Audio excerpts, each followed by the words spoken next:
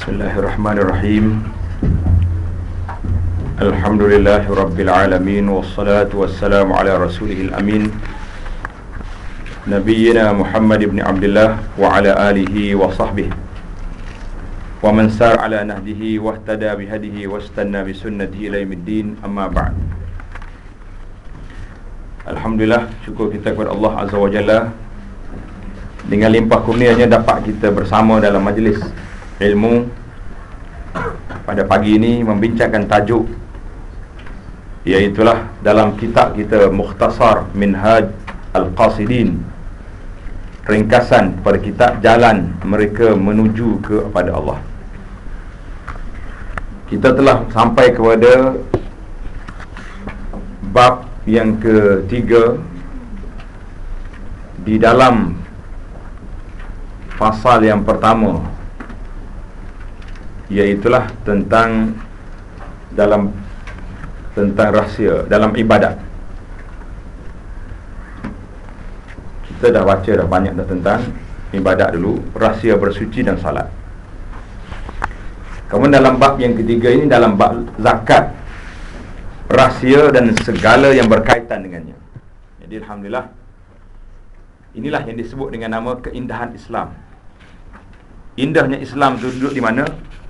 Duduk di pada pensyariatan dia. Perundangan dia tu meletakkan satu undang-undang yang diterima oleh akal manusia. Dari sudut wahyunya kita terima melalui Al-Quran, dari sudut hukumnya kita terima melalui hadis Nabi SAW. Satu lagi, menambahkan kekuatan penerimaan hukum ini apabila kita mengetahui rahsia dia. Kita dah terima, tapi nak tahu juga di sebalik itu apa rahsia dan apa hikmah di sebalik itu. Setengah ulama dia panggil rahsia, setengah ulama kata hikmah. Ada juga hari ini disebut dengan nama maqasid, objektif syarak. Kenapa diperundangkan sedemikian? Inilah dia panggil perbezaan ruh. Perundangan Islam berbeza dengan undang-undang yang tidak Islam. Yang tidak Islam, kita tahu kadang-kadang lebih keras daripada undang-undang Islam, tetapi tidak memberi satu kesan yang baik kepada penerimaan masyarakat. Sebab apa? Apabila tidak ada ruh dan tidak ada hikmah di sebalik itu, selain daripada sama-sama pakat bincang, ahli-ahli undang-undang bincang, bawa ke parlimen, diluluskan, angkat tangan siapa setuju, setuju. Habis, kemudian tak lama lagi dia pindah pula. Pasal itulah di antara kerja ahli parlimen ni meminda undang-undang. Itu je kerja. Yang lain-lain itu ada lagi lah. Tapi di antara kerja dia juga duk pindah akta tu masuk sini sebab tak habis-habis. Sekali dia fikir macam tu. Jadi dalam undang-undang syariat Islam sudah ada perkara-perkara yang sedemikian yang perlu kita teliti. Kalau kita tak teliti betul-betul kepada perundangan Islam ini, mungkin kita orang Islam juga yang akan menentang undang-undang Islam. Kita akan tentang sebab kita tak nampak. Kita ingat macam satu benda yang tak kena pada Islam. Jadi dalam bab yang kita nak baca ini, bab yang penting dalam kehidupan manusia, iaitulah bab yang menyebut tentang harta. Kita ni sayang kepada harta, Allah Ta'ala yang maha mengetahuinya.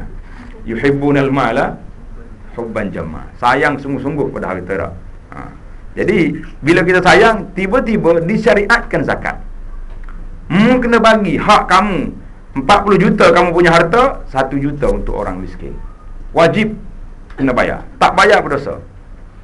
Yang sedekah yang lain tu, itu terpulang lah. Tapi yang wajibnya, di bawah akta wajibnya 1/40. Mudah ya cara nak kira dia, 1/40. Zakat merupakan salah satu rukun Islam. Allah Ta'ala menyebutnya secara beriringan dengan salat, sebagaimana dalam firman-Nya, A'udzubillahi minasyaitonirrajim, wa aqimus salata wa atuz zakah. Dirikanlah salat dan keluarkanlah zakat. Dia panggil ini, ayat ini berkembar. Dua rukun ini berkembar. Surah Al-Baqarah ayat 43. Jenis, bahagian dan sebab-sebab wajib zakat telah banyak dibincangkan dalam kitab-kitab fiqh. Jadi kita tak nak bincang di sini. Kalau nak bincang di sini, panjang lagi kitab kita ni. Zakat tu apa benda yang kena? Hayawan ternakan, emas dan perak, barang-barang perniagaan. Itu dia panggil harta-harta amwal, harta yang kena zakat. Jadi perinci dia dalam kitab fiqh. Dia tak nak hurai dekat sini. Di sini kami hanya menyebutkan sebahagian daripada syarat dan adabnya. Jadi kalau hari ini kita tengok dalam nisab zakat, zakat dia ada dua perkara asas yang perlu kena tahu. Sambil-sambil kita nak tunggu rujuk kat kitab fiqh pun kena rujuk kat sini. Kalau tidak nanti macam mana nak semangat dah ni lepas dengar ni nak keluar zakat, tapi tengok-tengok harta cukup ke tidak, tak tahu. Yang disebut dua perkara. Satu dipanggil nisab. Nisab ni kadar yang paling minima harta tu kena zakat. Itu dia panggil nisab. Nisab di wilayah ni berapa? Berapa punya? 12,600 untuk tahun ni. Jadi siapa dia simpan harta 12,600 tak pernah kurang dalam akaun dia, duit dia simpan 12,600 sepanjang setahun. Mana daripada Januari 2010, 2011 sampai Januari 2012, dalam akaun kita tak turun daripada 12,600, maka wajiblah zakat. Jangan duk fikir saya bukan jutawan, saya bukan tu, bukan tak. Dah 12,600 je, panjang sikit. Itu di wilayah. Kalau di Kelantan untuk tahun 2011, kadar dia 10,200 saja. Rendah lagi. Perbezaan tu adalah kira-kira sikit. Mungkin di KL ni ramai orang kaya, jadi dia naikkan sikit taraf. 12,600 untuk standard Kuala Lumpur lah kita ambil, ibu negara. Siapa yang simpan duit ni, jangan kata aku tak ada duit. Dah cukup dah tu. Ada lagi satu masalah. Kita duk belajar, ustaz-ustaz kita bagi tahu, kalau orang ni ada hutang, tak payah bayar zakat. Hari ni zakat, pusat zakat kena tutup. Mana orang tak duduk dalam hutang hari ni? Semua berhutang. Naik kereta hutang, duduk dalam rumah hutang, berkahwin pun hutang. Dia mahal sangat ni. Yang mana ada ni jangan duduk mahal-mahal sangat. Orang minta anak kita, tengok dia ada baik-baik je, kahwinkan dia. Jangan duduk kira sangat nak minta tu, minta ni buat menyusah. Macam kita nak jual anak setengah orang tu. Patut dia buat ke menantu dia tu macam musuh dia. Padahal nak jadi menantu kita. Saya kempen lah sikit, suruh rendahkan sikit lah. Permudahkan. Saya musim cuti sekolah ni, bapa SMS dah terima pengaduan anak-anak gadis kita. Bapa tak nak jadi wali lah, bapa nak mahal. Macam mana ustaz? Pasalah khutbah saya semalam, saya dah bagi nasihat kepada masyarakat supaya mudahkan perkahwinan, jangan menyusahkan. Yang pertama lah. Yang kedua tu cerita lain. Kita ambil yang mula-mula dulu. Jadi itu zakat kena. Kemudian satu lagi dia panggil haul. Haul ni cukup setahun. Jadi nisab 12,600. Haul tu simpanan sepanjang tahun. Mana setahun dia berjalan masa, barulah dia kena zakat. Kalau baru simpan 6 bulan je, tak kena lagi. Sama dengan timbul isu nanti, orang akan tanya zakat barang kemas. Barang kemas orang perempuan kena zakat ke tidak? Dalam fiqh majoriti ulama mengatakan zakat al-huli. Huli ini pakaian wanita yang dia pakai. Ini tak kena zakat. Tapi bagi saya lah, pandangan Imam Abu Hanifah rahimahullah, yang berdasarkan kepada hadis Nabi tengok seorang perempuan tu pakai emas. Nabi kata, "Bayar zakat tak?" Perempuan kata, "Tak pakai." Tak payah. Jadi kalau tak payah zakat, kita kamu pakai pakaian daripada neraka. Jadi Imam Abu Hanifah mengambil pendekatan bahawa zakatul huli yang banyak ni, yang sudah sampai kepada nisab dia, maka kena bayar zakat. Jadi ramai majoriti ulama semasa hari ini memilih pandangan yang kedua ini di atas dasar ihtiyat, berhati-hati. Dan saya sendiri, Abu Anas afallahu anhu pun memilih pandangan yang kedua. Orang perempuan yang ada barang kemahnya melebihi daripada uruf pemakaian. Uruf pemakaian ni para ulama kata lebih kurang dalam 3 jenis ya. Yang dia pakai hari-hari, cincin dia, gelang dia pakai hari-hari, rantai dia tu hari-hari dia pakai yang tu. Untuk orang pakai lasak lah, buat kerja sungguh, tak ada yang lain dah. Tapi ada setengah orang ni, ada juga dia pakai hari-hari, tapi setiap harinya bertukar. Sebulan tu memang tak sama. Yang ni kena bayar zakat lah. Dia kata, saya pakai hari-hari ustaz. Habis kata berapa kali sekali satu jenis tu nak ulang balik? Tak ulang dah, sebulan dah. Nak banyak sangat. Yang ni tu keluar daripada uruf lah. Sebaik-baiknya, kalau kita tak menerima pandangan yang mengatakan wajib, tapi ihtiyat, itu adalah lebih baik. Dan saya memberi nasihat lah supaya mengambil pandangan mengeluarkan zakat al-huli, pakaian wanita ini, kerana dia lebih berhati-hati, lebih teliti, dan ianya tetap menjadi sedekah. Kalau tak jadi zakat wajib pun, jadilah sedekah yang kita nak dengar nanti insya-Allah. Itu takut mari soalan, jadi saya jawab awal lagi. Memang mari jalan kita ni tak ada ni. Baiklah. Antara syarat-syaratnya ialah mengeluarkan zakat dalam bentuk harta asal sebagaimana yang dinaskan, bukan dalam bentuk nilaian. Inilah menurut pendapat yang sahih. Jadi pendapat yang sahih, zakat ini kena keluar nilaian dia, nilai yang asal, bentuk harta. Jadi kalau kita buat perniagaan, kita kena keluar. Orang berniaga ni macam-macam benda, jadi dia kena keluar duit. Cuma bila balik kepada fitrah, zakat fitrah, maka di sini pandangan alim ulama kita berbeza. Yang ramai yang mengatakan zakat fitrah ni mesti dengan makanan, qut, dia panggil qut in makanan. Cuma bila mari di saat akhir ini, sahabat-sahabat kita di bahagian zakat, di jabatan agama, walaupun mazhab Syafi'i menjadi mazhab resmi negara, tapi dalam bab zakat ini semua menerima pakai mazhab Abu Hanifah yang membenarkan zakat ini dikeluarkan dengan harga nilaian. Maka keluarlah zakat kita, zakat fitrah berapa? RM7. RM7, murah je. Tapi kalau orang kata saya nak ambil yang afdal, yang betul-betul pure, tak ada lagi takwil-takwil, keluarkan beras. Beli beras, cari orang pakai miskin bagi. Ada bagi, kalau bagi ke pusat zakat dia tak terima beras. Bagi cari orang pakai miskin, ramai di kampung-kampung kita. Di tepi-tepi pinggiran bandar pun ramai orang yang kita kenal pasti miskin. Jadi kita beri kepada dia. Itu lebih aula, lebih baik. Tapi kalau saya bayar mengikut fatwa Imam Abu Hanifah yang diterima pakai oleh kerajaan, tak salah. Hari ni lebih pada Abu Hanifah lagi. Zakat SMS pula lagi. Tak payah pergi zakat dah. Dulu pergi bayar juga, sekarang ni tak payah. Maka dengan telefon, niatlah inilah zakat fitrah saya, hantar ke pejabat agama. Ada. Di sini ada zakat. Tak pakai. Negeri mana yang pakai? Terengganu saja. Hebatlah dia orang tu. Jadi, kalau saya suruh pergi jumpa imam juga. Sekali-sekala tak kalah. Masa nak menikah cari imam, tak jumpa cari pula. Yang mana satu imam? Kurang-kurang masa nak bayar zakat fitrah tu jumpa kenal juga imam dah. Imam kampung ni, dia main SMS je. Jadi masa nak menikah boleh imam kata SMS je lah, baru senang gitu. Payah. Jadi perbahasan tentang zakat ini dia perlu kepada bayar penilaian yang asal tu sebagaimana dinaskan, bukan dalam bentuk nilaian harga. Tapi oleh kerana pandangan kerajaan menerima pandangan yang kedua ini, jadi bagi kitanya tidaklah menjadi satu kesalahan. Tapi afdal, aulanya, kalau saya sendiri sampai hari ini saya tak keluar zakat fitrah dengan duit, saya bayar beras. Saya masih lagi literal dalam masalah zakat. Literal ke apa dah?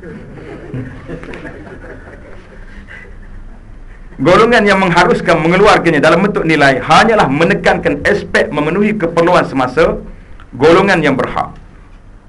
Aspek ini hanyalah memenuhi sebahagian daripada maksud kewajipan zakat, bukan keseluruhannya, tapi bolehlah diterima berdasarkan kepada maqasid syariah, bahawa tujuan kita keluarkan zakat fitrah itu ughnuhum anit talab. Dalam hadis Nabi mengatakan, kayakan orang miskin daripada meminta. Jadi dia tak nak makan saja hari itu, dia nak baju, dia nak kasut, dia nak kopiah, dia nak pakaian. Zaman kita ini anak dia nak beli mercun contohnya. Mercun ni satu sunnah baru pula dalam hari raya kita dah. Saya pun heran, bila nak raya je keluar mercun. Orang semaya tarawih pun serabut ya. Macam mana punya, mana dia ambil kawan-kawan kita yang sebelah kan. Jadi kewajipan syarak terbagi kepada 3 bahagian. Hari ini kita telitilah sikit. Banyak istilah-istilah yang digunakan oleh syekh kita dalam kitab ni pada hari ini. Banyak istilah dipanggil istilah usul al-fiqh. Kita belajar ilmu ni, kena belajar cantik. Yang pertama, kewajipan syarak terbagi pada 3 bahagian. Yang pertama, semata-mata ta'abbud. Letak bagi betul-betul, semata-mata ta'abbud. Jadi apa mana ta'abbud? Tengok nota kaki dia, melaksanakannya sebagaimana ia diperintah dan dinaskan walaupun tanpa mengetahui tujuan dan hikmah. Di mana ta'abbud, ada kalanya ibadat itu kita buat semata-mata beribadat kepada Allah. Ta'abbud, tak tahu apa benda. Mana contohnya? Contohnya seperti melontar jamrah. Melontar jamrah, kita nak lontar apa? Orang pergi haji ni nak lontar jamrah, lontar apa? Setan. Nampak kat situ? Ramai jemaah kita tanya, lontar apa ni? Setan. Kata ada ke? Berapa ekor ada kat situ? Jadi baru kita tahu bahawa lontar itu satu benda ta'abbud. Batu pula kecil. Nabi beri nasihat pada sahabat yang ambil batu tu. Nabi kata ambil qadra hasal al-qazaf. Man hasal qazaf ni macam kacang pul, kacang yang kita dah makan pinak. Itu je. Wa iyyakum wal ghulu. Dalam hadis ini Nabi kita sambung, wa iyyakum wal ghulu. Nabi kata, aku beri peringatan kepada kamu, jangan melampau, jangan ambil batu besar. Mana kalau nak lontar syaitan dengan batu kecil macam ni, syaitan pun ketawa, bersani pula. Makcik-makcik kita dibaca dalam buku pula kena basuh pula batu. Saya kalau tengok makcik basuh, saya kata letak perfume sekali. Baru syaitan pun kelak tengok, seru wanginya bang hari ni. Dalam batu kecil, curi bersih lagi, perfume lagi. Saya tengok juga dalam kitab fiqh, bukan kata nak. Tengok dalam kitab, setengah ulama ni sangat berhati-hati. Dia kata kalau kita basuh, barulah kita terkeluar adakah dia ni batu ataupun tanah. Kalau tanah bila basuh, dia jadi hancur. Satu lagi, kambing kan banyak kat situ. Kalau kambing pun keluar warna lain pula. Jadi dengan basuh tu. Jadi asasnya kalau kita confirm dah batu, tak payah basuh lah. Kita nak lontar, bukan nak pergi buat pameran kat situ. Jadi lontar jamrah ni satu lontaran yang kita tak tahu apa sebab. Tengok apa dia kata. Tujuan syarak ialah menguji dari segi kesediaan hamba untuk taat dalam perkara yang tidak diketahui makna dan hikmahnya. Tujuan buat ni kan apa? Semata-mata ta'atan lillah, taat kepada Allah. Allah nak uji kita nak buat tak nak buat? Nak buat. Jadi pasal itulah saya satu kes, sebenarnya cerita dalam bab haji nanti, tapi oleh kerana dia sebut melontar di sini, saya takut dia tak ulang balik. Satu kes yang berlaku, ada satu keluarga orang yang besar di Malaysia ni. Besar sungguh, memang seri-seri jugalah orangnya. Dia tak nak pergi melontar. Dia kata, ustaz, berapa ekor kambing pun hari ni saya bersedia. Ready dengan kambing. Dia kata, buat apa ready kambing? Lu tak nak pergi melontar sebab jauh jalan lagi, takut orang rempuh lagi. Dulu bukan 5 tingkat macam sekarang ni, memang jam lah kat situ. Kalau melontar pun dia tu tak ada apa, pergi lontar gitu je. Suruh orang berupah boleh. Jadi dia nak kambing banyak. Jadi akhirnya pasal lah kita kena bercakap dengan dia tentang ta'abbud. Kita nak buat benda ni semata-mata mengabdikan diri kepada Allah. Syariat yang telah diperintahkan. Nabi kita bila datang haji melakukannya. Takkan kita datang tak nak buat. Panjanglah kena ceramah itu lebih kurang dalam 15 minit, 10 minit lebih juga. Baru akhirnya dia terima bahawa haji ni satu amalan. Kalau kita tak tahu erti pun, kita terpaksa kena buat. Sebab dia panggil amrun ta'abbud. Seseorang itu secara semula jadinya terdorong untuk melakukan sesuatu perkara apabila diketahui maksud dan hikmahnya. Memang kalau tahu maksud, nak buat lalu. Kalau tahu arti, semangat lalu. Tak tahu, tak. Karena itulah menjadi kewajipan kepada kita hari ini, kempen masyarakat supaya mengetahui bacaan-bacaan, amalan-amalan yang kita buat ini ada otoritinya. Nabi beri galakan-galakan yang tersendiri. Sebab biar orang ni kalau dia tahu, semangat sungguh. Saya dah cerita dah, saya jumpa 3 orang cikgu yang datang jumpa saya. Saya tanya test 3 orang ni, kata awak, ini cikgu yang pertama ni, minum kopi apa? Dia sebut nama kopi. Saya tak nak sebut lah, sebab tak ada royalty bab kopi ni kan. Yang kedua kopi lain. Kata, subhanallah, 3 orang datang bersama minum yang berlainan. Kenapa? Oh, dia kata saya punya ustaz, dia ni 7 dalam 1, 7 in 1 ni macam-macam, minum je terus tak tidur. Oh, yang kedua ni pula ni macam, saya kata apa, betul ke awak ni? Dia kata orang kempen. Jadi kita pun semangat. Tengok, manusia ni bila kena kempen, dia tahu benda ni hebat, dia jadi semangat. Kita dalam ibadat, bila kita tahu kelebihan, kita akan terasa. Cuma saya bimbang takut terlebih kempen. Macam hari ni, bila Universiti Melaya buat kempen terapi solat, dah beli dah buku. Kena beli. Awet muda pun ada dalam terapi solat. Ini hebat betul. Laku buku ni kan. Lepas ni je UM kena bagi royalty sikit tak? Saya cakap dengan Dr. Fatimah yang bentang ni, salah satu seminar di Kota Baru, dia hadir, saya sama juga. Saya kata, saya bercakap dengan kawan-kawan, saya kata saya bimbang lah. Nanti sikit lagi, biasa orang buat tahajud perdana. Nanti sikit lagi tahajud awet muda pula. Ramai yang datang hari tu. Sebab kalau cukup rakaat dia dengan rokok 90 darjah yang betul, sujud yang betul, dia kata dia akan pulih balik. Macam-macam lah cerita ni. Boleh cari dalam buku terapi salat. Jadi bila orang fokus kepada yang tu, lari daripada tajuk asal. Tajuk asalnya duduk di ta'abbud. Itu sampingan. Boleh, bukan kata tak boleh, buatlah. Tapi galakan asalnya, aku salat ni lillahi ta'ala, bukan salat kerana nak hilang sakit pinggang ke, nak suruh jadi muda ke, nak apa ni.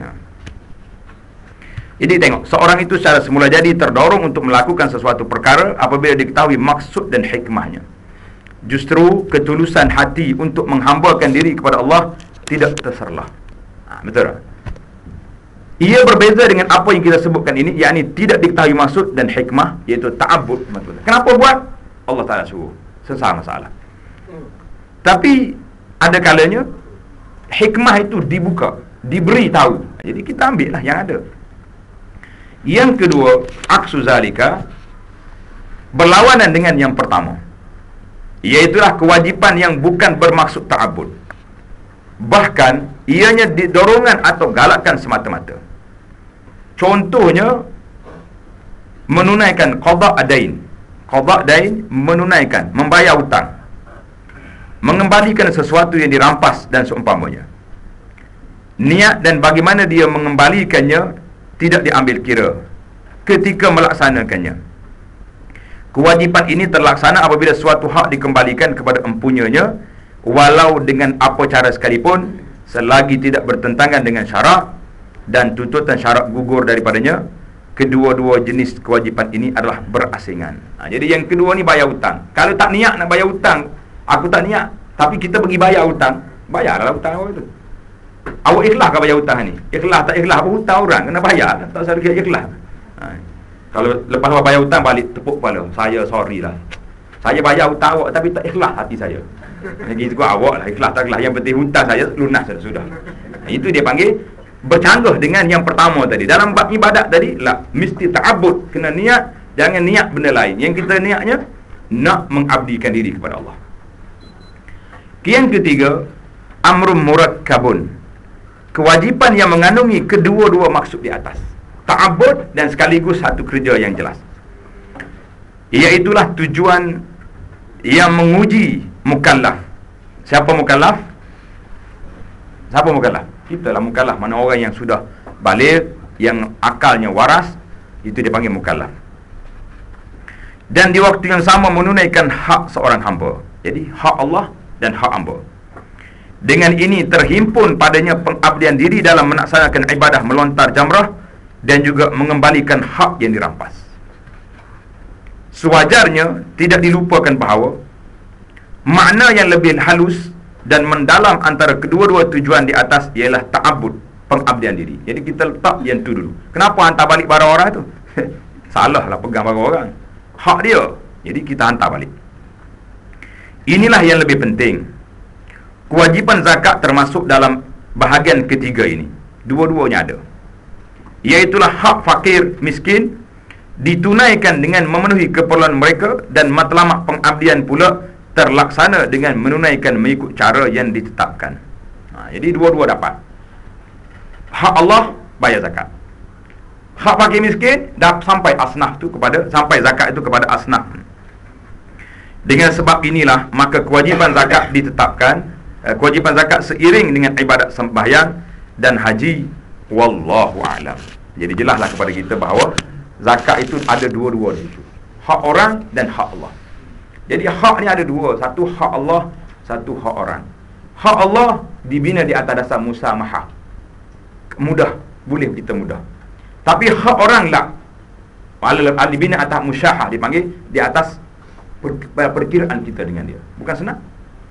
Hak Allah Ta'ala, kalau kita tersalah, kita bertaubat, menangis, istighfar, diampunkan. Tapi hak orang tak boleh menangis. Pergi menangis kat orang tu, minta maaf lah, saya ambil barang awak ni, menangis kita depan dia. Tuhan kata hantar, baru selesai masalah. Cakap menangis tak jadi. Kalau menangis saja senang. Macam undang-undang yang ada hari ni, curi 45 juta, dapat penjara setahun 2 tahun, tak jadi. Hantar balik barang yang kita curi tu. Tapi undang-undang tidak berlandaskan pada syariat. Relax je. Curi betul-betul. Kalau nak curi, nak rasuah banyak-banyak. Kena setahun 2, lepas tu kaya raya. Kalau ambil 2-3 botol sabun, kena dia. Ambil betul biar apa hati. Contoh itu contoh. Baiklah. Adab-adab dalam menunaikan kewajipan zakat. Apa dia adab? Jadi yang tu konsep dia nya 3 perkara. Ta'abbud, yang tak terlibat dengan ibadat, tapi yang duanya murakkab, dua-dua ada sekali. Contoh di sini dalam bab zakat, 2 ada. Yang ketiga, ada menunaikan kewajipan zakat. Terdapat beberapa tugas kepada pencinta akhirat. Subhanallah. Penulis kita letak di sini, siapa dia dipanggil? Orang yang nak kepada muridul akhirah, pencinta akhirat. Kita masukkan diri kita dalam kumpulan ini, insya-Allah. Ketika menunaikan zakat, kena memahami beberapa wazifah, beberapa tanggungjawab ini. Yang pertama, memahami 3 maksud kewajipan zakat, iaitu sebagai ujian kepada orang yang mengaku mencintai Allah dengan mengeluarkan sesuatu yang dicintainya, membersihkan diri daripada sifat bakhil yang merosakkan, dan bersyukur kepada Allah di atas nikmat harta. Nak keluar zakat ni 3 tak. Yang pertama, ini benda wajib. Allah Ta'ala nak uji, sayang kepada Allah Ta'ala ke sayang ke harta? Sayang Allah, ambil 1/40 bagi. Yang pertama. Kemudian kita ni manusia ni ada sifat bakhil, sifat kedekut tu ada. Kalau orang Kelantan dia panggil kupit. Sifat kupit ni ada. Macam mana Tuhan nak suruh kita ni hilangkan sifat ini? Dia letaknya zakat. Wajib kamu kena keluarkan dia. Kalau tak keluar, dosa. Jadi kalau hasil sedekah lain orang tak bagi, tak apa. Dia yang ketiga, bersyukur. Aku keluar zakat ni, ya Allah, syukur pada nikmat yang kau beri padaku.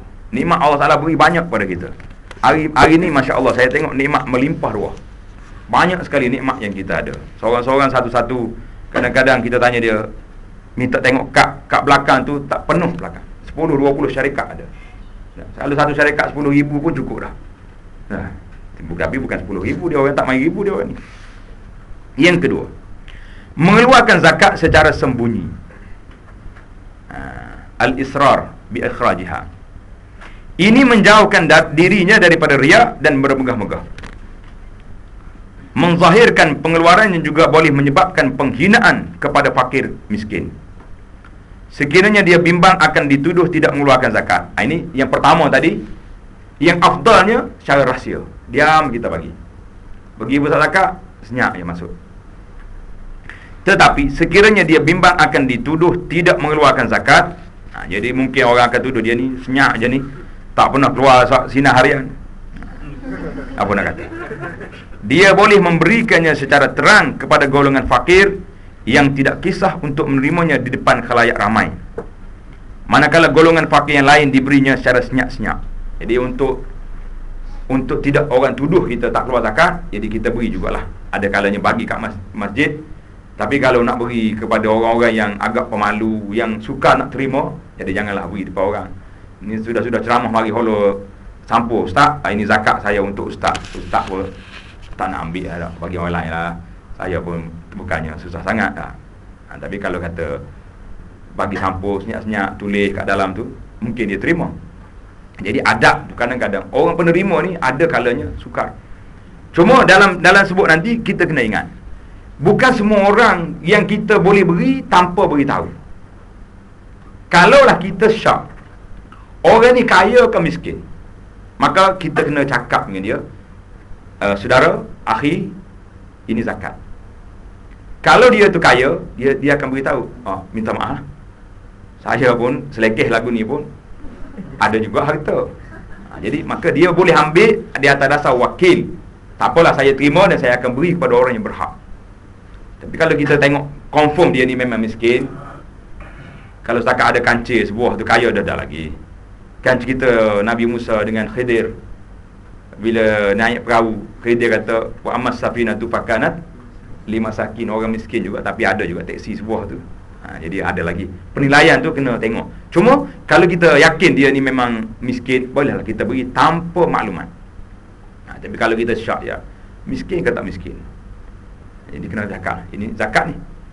Ataupun sekarang ni ramai orang mengaku keturunan Nabi, kalau betul-betul dia ahlul bait, bagi zakat ke dia. Tuan, Syekh, ni zakat ni. Kalau dia keturunan Nabi, dia tak boleh ambil.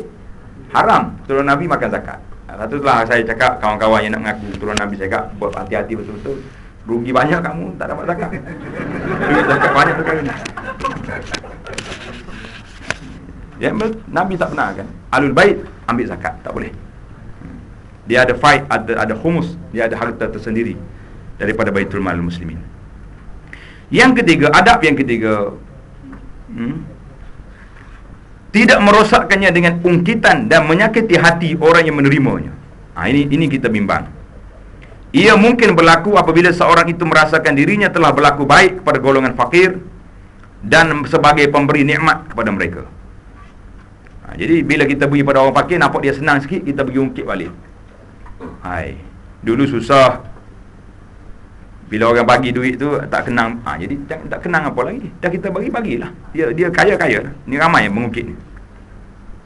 Namun jika dia perhatikan dengan teliti, nascaya dia dapati bahawa golongan fakir itulah sebenarnya yang berbuat baik kepadanya. Kalau kita teliti, orang fakir yang buat baik kat kita, kerana kesediaan mereka menerima hak Allah yang akan menyucikan dirinya juga. Kan dah akan datang akhir zaman, Nabi kata orang pikul, junjung emas, cari siapa nak terima zakat, tak ada orang nak terima. Susah tak susah masa tu? Tanya ni, saya pun nak cari siapa nak terima juga. Tak ada orang nak terima kan? Semuanya senang. Sekiranya zakat yang dikeluar itu semata-mata kerana mensyukuri nikmat harta, ia berarti dia tidak mempunyai apa-apa urusan dan kaitan dengan golongan fakir, kerana urusan dan hubungannya ketika itu hanyalah dengan Allah Azza wa Jalla. Ikhlas. Jadi jangan kenapa nak ungkit lagi. Kita keluar itu hak dia, bukan hak kita. Macam kita ungkit dengan anak kita, omongnya aku bagi duit banyak. Memang kita kena bagi duit lah dengan anak kita. Macam ayah kita bagi duit yang kita dulu. Kenapa nak ungkit lagi? Bagi ke isteri macam tu juga dah. Aku bagi nafkah banyak. Bagi nafkah banyak. Dah memang kena nafkah dengan dia. Seseorang tidak harus dipandang hina kerana kefakirannya. Betul? Kelebihan bukanlah disebabkan hartanya, manakala kekurangan atau kehinaan pula bukanlah disebab ketiadaannya. Yang hina tak hina kita ni hubungan kita dengan Allah. Kan Nabi kita SAW sebut 3 golongan yang Allah Ta'ala benci. Tengok pada hari kiamat nanti, salah satu golongan itu al-ahil al-mutakabbir, orang miskin yang sombong. Dalam atas dunia miskin, sombong pula dengan orang, buat apa? Jadi Tuhan murka sangat kepada golongan ini. Sebab orang miskin patutnya dia lebih tawaduk dengan keadaan yang ada, tapi setengah orang itu, itulah keadaan dia. Yang keempat, merasakan pemberian itu adalah kecil dan tidak seberapa. Bagi banyak mana pun kita rasa kecil banding dengan rezeki yang Allah Ta'ala beri pada kita yang lain banyak lagi. Seseorang yang merasakan bahawa perbuatannya adalah sesuatu yang besar dan hebat, dia tentu tidak terlepas daripada perasaan bangga diri, ujub. Ujub ni kita rasa kita yang hebat, orang lain tak hebat. Terdapat kata-kata cerdik pandai. Cerdik pandai kata apa? Sesuatu kebajikan tidak akan sempurna melainkan dengan 3 perkara. Apa dia 3 perkara dia kata? Bitasghirihi wa ta'jilihi wa satrihi. Yang pertama, memandangnya kecil. Bila kita beri pada orang, kita rasa ini kecil ni, 100, 1000 kecil. Yang kedua, menyegerakannya. Segera bila orang minta, segera bagi. Nampak dengar je kawan-kawan kita dalam kesusahan, hantar bagi bantuan cepat. Dan melakukannya secara tersembunyi. Jadi 3 ini kata di ahli fikir, la yatimul ma'ruf illa bi salasin. Kebaikan itu tidak sempurna kecuali kita buat 3 perkara. Rasa kecil, segera, dan sembunyikan dia. Yang kelima, memilih daripada hartanya yang halal, yang terbaik dan paling dikasihinya. Subhanallah. Nak bagi ni, bagi yang paling kita sayang. Ni dah. Kalau nak bagi baju orang, cari dalam almari itu yang expired date dah ni. Ni tak boleh lama dah ni. Nak yang terbaik, yang kita tengok dalam cerita ni, saya pun terkejut bila saya baca cerita 2-3 orang sahabat ni. Macam mana kita nak ikut ni? Boleh ikut tak boleh ikut? InsyaAllah kita cubalah ikut. Lepas ni kita tukar kereta. Jadi nak pilih yang terbaik, memilih yang halal kerana Allah Ta'ala itu tayyib, baik, la yakbalu, dia tidak akan menerima melainkan yang terbaik. Jadi hadis ini hadis innallaha tayyibun la yaqbulu illa tayyiba. Ini hadis riwayat oleh Imam, sebagaimana dalam hadis Abu Hurairah yang riwayatkan oleh Imam Muslim, dalam hadis Muslim. Memilih yang terbaik kerana Allah Ta'ala berfirman, wala tayammamul khabitha minhu tunfiqun, dan janganlah kamu sengaja memilih yang buruk daripadanya lalu kamu dermakan.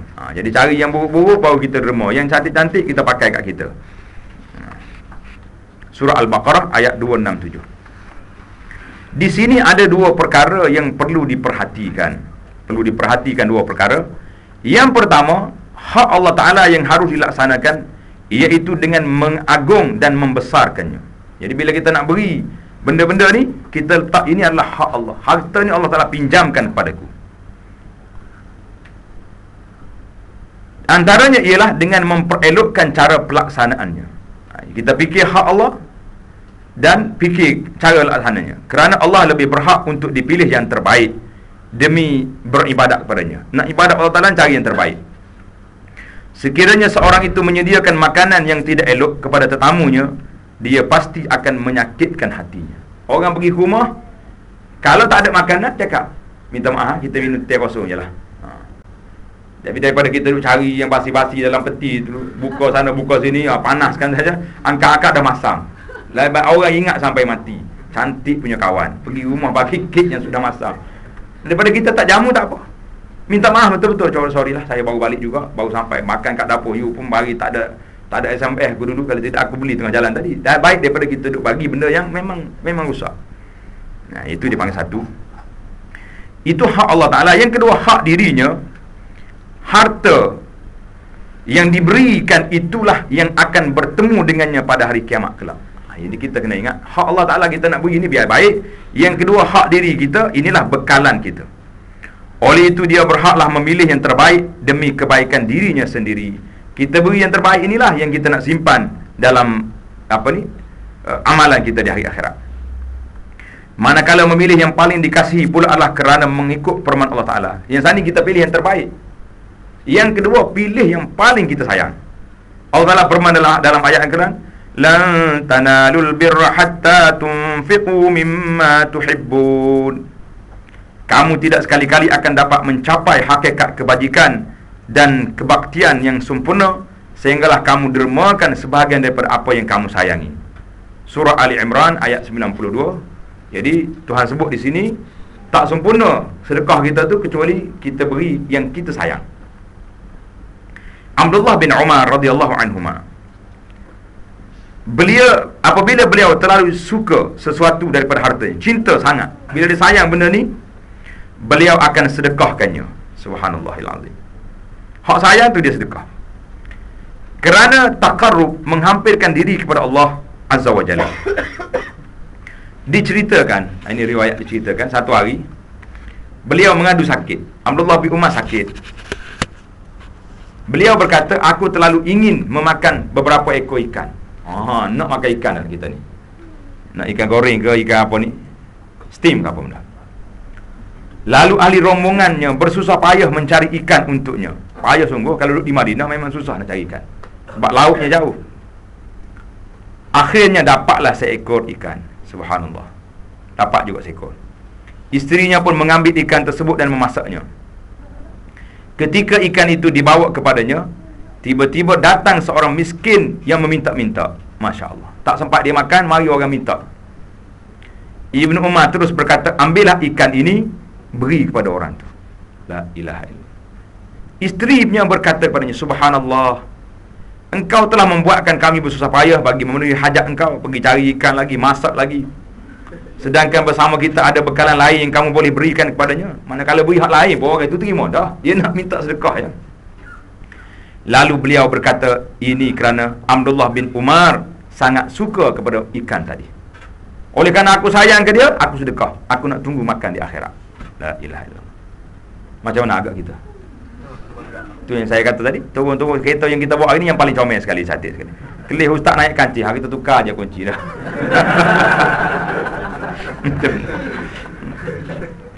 Minggu depan bawa kancing pula mari. Ini seorang, cerita seorang lagi ni. Diriwayatkan bahawa seorang peminta sedekah berdiri di hadapan rumah Ar-Rubai' bin Husaim. Ar-Rabi' ibn Husaim. Ar-Rabi' bin Husaim rahimahullahu ta'ala. Beliau terus berkata, berilah kuih-kuih manis kepadanya. Suruh orang tu beri benda manis lah, kuih-kuih apa benda. Mereka berkata, jadi orang ahli rumah dia kata, jika kami berikan roti, kalau beri roti tentu lebih bermanfaat. Orang ni boleh simpan lama. Beri benda manis ni kena makan sekejap ya. Orang musafir ni nak barang-barang yang boleh tahan. Jawab dia Rubaid. Rubaid kata apa? Dia kata, Waihakum ni maknanya tak baiklah kamu ni. Berikan kuih-kuih yang manis kepadanya, kerana Ar-Rubaid sangat sukakan makanan tersebut. Ambil hak aku suka makan, beri kat dia. Kalau kena lagu ni belaka, tua kita. Nah, pergi rumah tuan rumah tu buat hak dia suka. Dia tak tahu ustaz ni suka makan lain. Tetamu kita ni suka makan lain. Suka spaghetti, kita suka makan nasi lemak. Malam pun nasi lemak juga. Jadi kadang-kadang tak kena selera orang. Tapi asasnya, contoh-contoh yang dibawa ini menunjukkan bahawa orang dulu salafus salih, dia akan beri sedekah, beri kepada orang yang dia sayang, yang dia suka. Yang ke-6, as-sadisah, mencari orang baik untuk menerima zakatnya. Mereka adalah golongan yang khusus di kalangan 8 asnaf yang umum. Jadi kalau kita nak beri sedekah zakat kita, carilah orang-orang yang baik. Yang pertama, orang yang bertakwa. Zakatnya hendaklah dikhususkan kepada orang yang bertakwa. Ia boleh menambahkan lagi kegairahan mereka untuk beribadat kepada Allah. Jadi kita cakap, oleh kerana pakcik ni suka duduk masjid, takwanya banyak, jadi saya bagi duit zakat. Tengok dia tak larat dah nak kerja. Lagi jangan beri orang yang kuat-kuat duduk kerja tidur masjid, jangan. Lagi dia tak kerja. Ini bahaya juga kita. Hari ni ramai orang muda-muda tidur kat masjid sebab dia tak nak kerja, tunggu zakat mari. Suruh dia pergi, bagi tukul dengan dia. Nah, saya beli ni duit zakat ni, gaji lagi, kapak lagi, hamba pergi cari makan. Mari jadi dia. Kan Nabi kita larang suruh orang tu daripada minta-minta. Maksudnya orang takwa di sini, orang yang baik sungguhlah. Kita perhatikan dia ni baik. Amir bin Abdullah ibnu Zubair radhiyallahu anhu mencari ahli ibadat yang berada dalam kalangan di dalam keadaan sujud. Subhanallah. Tengok ni cerita pelik ni. Cerita orang zaman dulu memang ajaib lah. Dia pergi cari orang ibadat tengah sujud.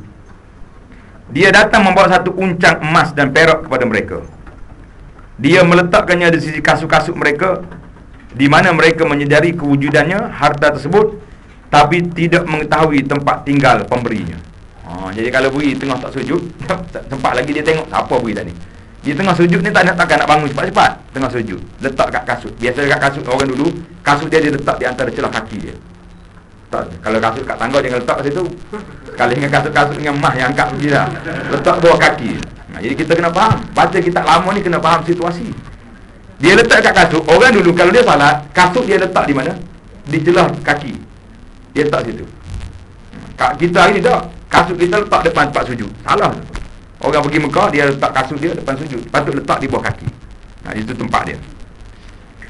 Dia kata letak tempat sujud pula kita. Tukar tempat habis dah. Jadi apa dia kata?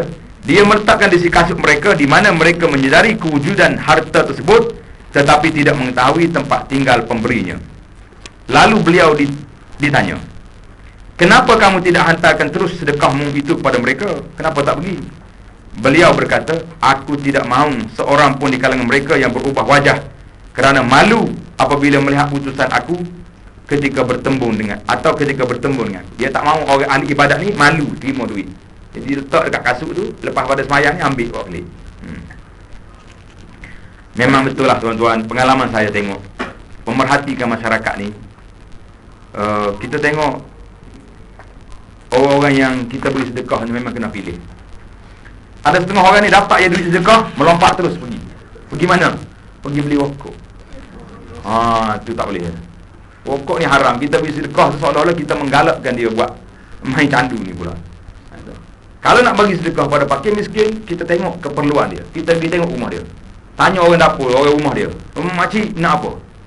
Oh, rumah saya ni tak ada beras, tak ada makanan. Jangan bagi duit nampak dia. Kita pergi beli makanan, hantar ke rumah dia, barulah sampai kepada anak-anak. Kalau cari pakcik, pakcik mari terima duit sedekah saya. Bagi duit sudah, dia lompat pergi beli macam-macam benda yang tak berfaedah dan tak balik ke rumah pun.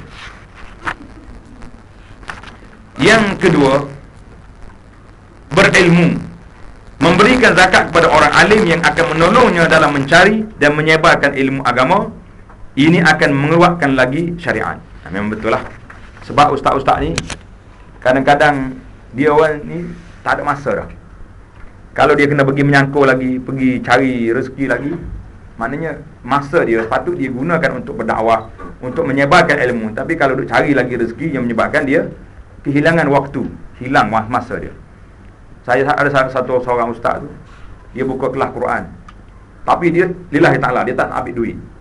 Cuma susah sikit. Bila orang pergi, ustaz tak ada, pergi tak ada. Kenapa? Dia duk pergi menoreh lah, dia pergi sana sini cari pukat ikan. Jadi akhir sekali kita kata ginilah, kita jangan bagi dia kerja, jangan bagi, kita tanya berapa keperluan hidup dia. Dia tak nak ambil duit, tapi kita suruh orang bagi duit dengan dia. Bayaran dia tak nak, kita pun tak nak bayar apa yang dia mengajar, tapi kita beri sumbangan lain yang menyebabkan, ustaz saya nak duduk di sini, jangan pergi cari ikan, jangan pergi ikan, mari ke sini. Orang hantar semua duit, orang hantar makanan. Jadi akhirnya alhamdulillah kelas dia berjalan dengan cara baik. Jadi kita kena teliti, tengok macam-macam di antara sana ni. Dia kata ni, beri kepada orang yang berilmu ni, yang menyebarkan ilmu dia, tanpa dia bersusah payah mencari bisnes sana bisnes sini lagi. Tapi yang nak bisnes tu ada juga kan, kita tak larang dia nak bisnes, tapi asasnya macam tu. Yang ketiga, orang yang yakin bahawa nikmat hanyalah datang daripada Allah Azza wa Jalla. Jadi nikmat ni kita beri, kita ni pemberi saja, juru beri, tukar sampaikan. Tapi yang asalnya siapa? Allah yang memberi. Mereka tidak memandang kepada manusia yang menjadi sebab kepada datangnya kenikmatan itu, melainkan sekadar untuk berterima kasih kepadanya kerana dianjurkan oleh agama. Jadi man la yashkurin nas la yashkurillah, sebagaimana dalam asar itu. Orang yang sentiasa memuji ketika menerima, pasti akan mengeji ketika tidak diterima. Betul sungguh. Waktu dapat duit ni Masya Allah dah, semangat sungguh dia ni. Tapi kalau time waktu tak dapat, lalu tengok Syekh ni tak salam dengan dia, dia ni sombong, tak kena aku dah pula dah. Jadi orang yang suka puji, dia juga suka mengeji. Kena ingat. Sebab itulah kalau dalam majlis besar-besar duk puji kita ni, kuat-kuat sangat ni, kalau baca doa apa ampus sana wa ampus sini ni, kadang-kadang orang ni juga akan keji bila mari masa tak dapat apa yang dia nak. Kadang-kadang kita duduk dalam majlis besar, nak angkat tangan berdoa pun rasa susah. Doa yang dibuat tu takalluf. Apa mana takalluf? Bersajak, nak ampus sana wa ampus sini. Jadi lebih pada tu. Yang keempat, seorang yang sebut sana apa ni, orang yang yakin bahawa nikmat datang daripada Allah. Hari ini tidak. Bila kita bagi duit pada orang, kita suruh orang tu syukur pada kita. Paksa pula orang kena syukur kepada kami. Tak ingat yang kita ni pun Allah Ta'ala yang beri rezeki. Jadi terbalik hari ni. Yang keempat, seorang yang tidak menunjukkan kefakirannya, menyembunyikan hajat atau keperluannya dan tidak suka mengadu. Ini kita beri pada orang ni. Ada orang fakir miskin ini, dia panggil iffatun nafs.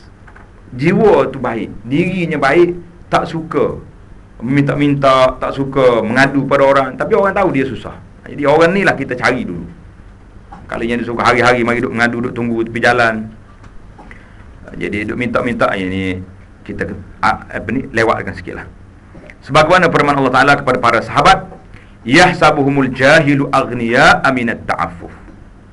Golongan ahli sufah ni, ahli sufah di zaman Nabi yang duduk dekat masjid, kerja dia duduk sini, tak minta kerja, tunggu Nabi kita keluar nak kuliah, orang pertama ngaji. Bila Nabi kita isytihar nak pergi perang, orang pertama angkat tangan nak pergi berjihad. Ni dia panggil golongan ahli sufah.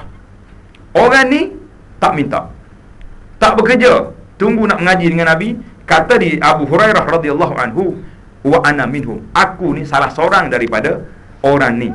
Karena itulah Abu Hurairah ini masuk Islamnya mutaakhir, tapi ilmunya banyak. Tuan-tuan buka dalam kitab-kitab hadis, satu muka kitab hadis tu mesti ada Abu Hurairah. Jaranglah tak ada. Dia kata aku walaupun masuk kemudian Islam, tapi ilmunya banyak kerana dia tumpu pada mengaji. Macam golongan Syiah hari ini. Golongan Syiah hari ini, kerajaan Malaysia sudah warta Syiah ni sesat. Dia tukar nama pula, golongan pencinta Ahlul Bait pula. Tak ditangkap juga. Wah, susah undang-undang macam ni. Undang-undang nak warta banyak-banyak, jadi nampak celaru pula. Warta satu dia tak boleh tangkap. Saya tanya kawan-kawan kita, kenapa tak ambil tindakan? Dia kata tak boleh, dia tukar nama dah. Pencinta Ahlul Bait, bukan golongan Syiah. Yang sesat tu Syiah. Habis. Hebat-hebat. Memang kita kena mengaji lagi undang-undang. Macam mana nak buat akta tu biar masuk semua sekali. Dia boleh masuk di bawah, mungkin kita boleh buat pindaan akta mencerca sahabat. Tak kira nama apa, jangan sebut nama Syiah. Golongan cerca sahabat aja terus boleh ditangkap. Dia jangan tahu dia ahli sunnah seumur hidup pun tangkap juga sebab dia cerca sahabat. Sukar. Tak tahulah siapa-siapa yang mengaji undang-undang tu lu fikir lagi. Kita bantu jabat agama macam mana nak buat. Jadi orang yang afifun nafsi, yang tak meminta-minta ni baik, sehingga orang jahil menyangka mereka ini orang kaya kerana tak minta. Surah Al-Baqarah ayat 273. Golongan ini sukar ditemui melainkan setelah dicari dengan bersungguh-sungguh, dengan bertanyakan penduduk setempat, setiap tempat, untuk mengetahui siapakah yang bersifat sedemikian. Jadi inilah kita tanya dia. Yang ke-5, orang yang mempunyai tanggungan keluarga atau orang yang terhalang daripada keluar bekerja disebabkan sakit atau hutang. Jadi kita tengok orang-orang sakit kronik yang ada di dalam kalangan keluarga kita, dalam masyarakat kita. Jadi zakat ni kita boleh beri kepada keluarga, termasuk adik-beradik. Jangan beri kepada mak ayah. Dia tak boleh beri kepada usul dengan furu'. Ini kaedah. Zakat tak boleh beri kepada asal dan ranting. Asal tu mak kita, ayah kita, atuk kita, nenek, tak boleh zakat. Dan cabang kita, siapa dia? Anak, cucu, cicit, ciak, bawah lagi tu, semua tak boleh zakat. Adik-beradik yang miskin sungguh lah, kita boleh beri zakat kepada dia. Cuma tergamak ke nak beri zakat ke adik-beradik? Mana duit kita yang kaya-kaya tak bagi sedekah? Ada orang tanya, Ustaz, saya boleh beri zakat ke mak saya? Saya pun termenung panjang. Maksud mak kamu lenyek nasi masuk dalam mulut-mulut, duit zakat ke duit apa dia? Duit yang paling dia sayang sekali. Bila mu kaya nak bagi zakat pada mak, subhanallah, punya pemikiran anak-anak zaman sekarang. Hebat sungguh dah. Ngaji bab zakat, nak bagi zakat ke mak, bagi pada orang lain. Zakat ni kan harta kita yang berhak untuk pakai miskin. Mak ayah kita ni darah daging kita, yang kita sayang kepada dia, beri duit yang paling kita sayang. Jadi tengok dia kata sini, mereka ini dinamakan golongan muhsarin. Muhsirin ni orang-orang yang tertahan, yang terbatas pergerakannya. Jadi orang ni sakit kronik, tapi jangan kaya. Tengah orang ni sakit kronik tapi harta juta-juta, tidak berhak lah. Harta dia kaya. Jadi orang sakit sungguh, orang ataupun muhsirin ni mana orang yang kena tahan. Muflis zaman sekarang ni, harta banyak tapi kena tahan sebab dia banyak utang. Bersedekah pada mereka merupakan suatu usaha untuk merungkai halangan tersebut. Yang keenam, ahli keluarga dan kaum kerabat. Yang ada dari sini. Mengeluarkan zakat kepada mereka merupakan satu sedekah, dan pada waktu yang sama menghubungkan silaturahim. Dalam hadis disebut sadaqatun wasilah. Sedekah pada keluarga terdekat ni, sedekah dan silah. Silah ni hubungan silaturahim. Mereka lebih afdal untuk diberikan zakat kerana terhimpun dua perkara tersebut. Sesiapa yang punya dua atau lebih sifat tersebut di atas, maka pemberian kepada mereka adalah lebih afdal. Jadi kita tengok hari ni, adik-beradik kita, kawan keluarga kita yang dekat di kampung-kampung kita miskin, maka orang ni lebih berhak kita tolong, bantu mereka. Cakap ni duit zakat ni, 200 ni duit zakat, 200 lagi ni duit sumbangan saya peribadi ya. Cakap dengan dia boleh terima. Jadi itu di antara duit zakat ni kita perlu bincang cara teliti, kerana dia adalah ada hak tersendiri. Jadi dalam syariat Islam ni dibenarkan kita beri zakat kepada keluarga yang terdekat, cuma yang tak bolehnya pada mak ayah kita. Cuma ada orang tanya lagi, nak beri zakat pada isteri boleh? Beri zakat kepada isteri dia sendiri. Jadi isteri ni di bawah tanggungan kita. Orang yang kita beri kepada dia balik semula kepada kita, itu tak boleh. Kecuali isteri beri kepada suami. Hari ni kita tengok puan-puan kita ni, Masya Allah tak? Hebat-hebat belakang. CEO, COO belakang. Terpaksalah nak menyelesaikan masalah, ambil yang OO saja, tak ada C kat depan.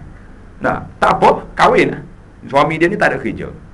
Maka kalaulah dia ni ada hutang, ada apa, tapi jangan pulang kepada kita.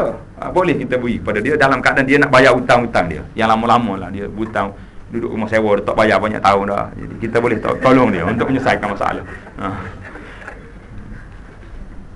Tapi kalau kita bagi duit zakat untuk dia beli ikan balik ke rumah, janganlah. Kita tak boleh makan yang kita sendiri. Ini realiti lah, minta maaf lah. Puan-puan cakap gurau-gurau, tapi hari ni berlaku. Kalau tidak, tak timbul pula nikah misyar. Nikah misyar tu, tahu dah dengar dah cerita nikah misyar? Kita cerita lain kali lah tak? Cerita dia dalam bab nikah nanti, insyaAllah. Baiklah, kita berpindah kepada faslun fi adabil qabid. Ini fasal adab orang yang mengambil zakat. Orang yang menerima zakat mestilah terdiri daripada asnaf yang 8. Asnaf ni mana? Kumpulan, kelompok yang 8 ini yang boleh kita terima zakat. Kelompok dia ada kelompok dia sendiri.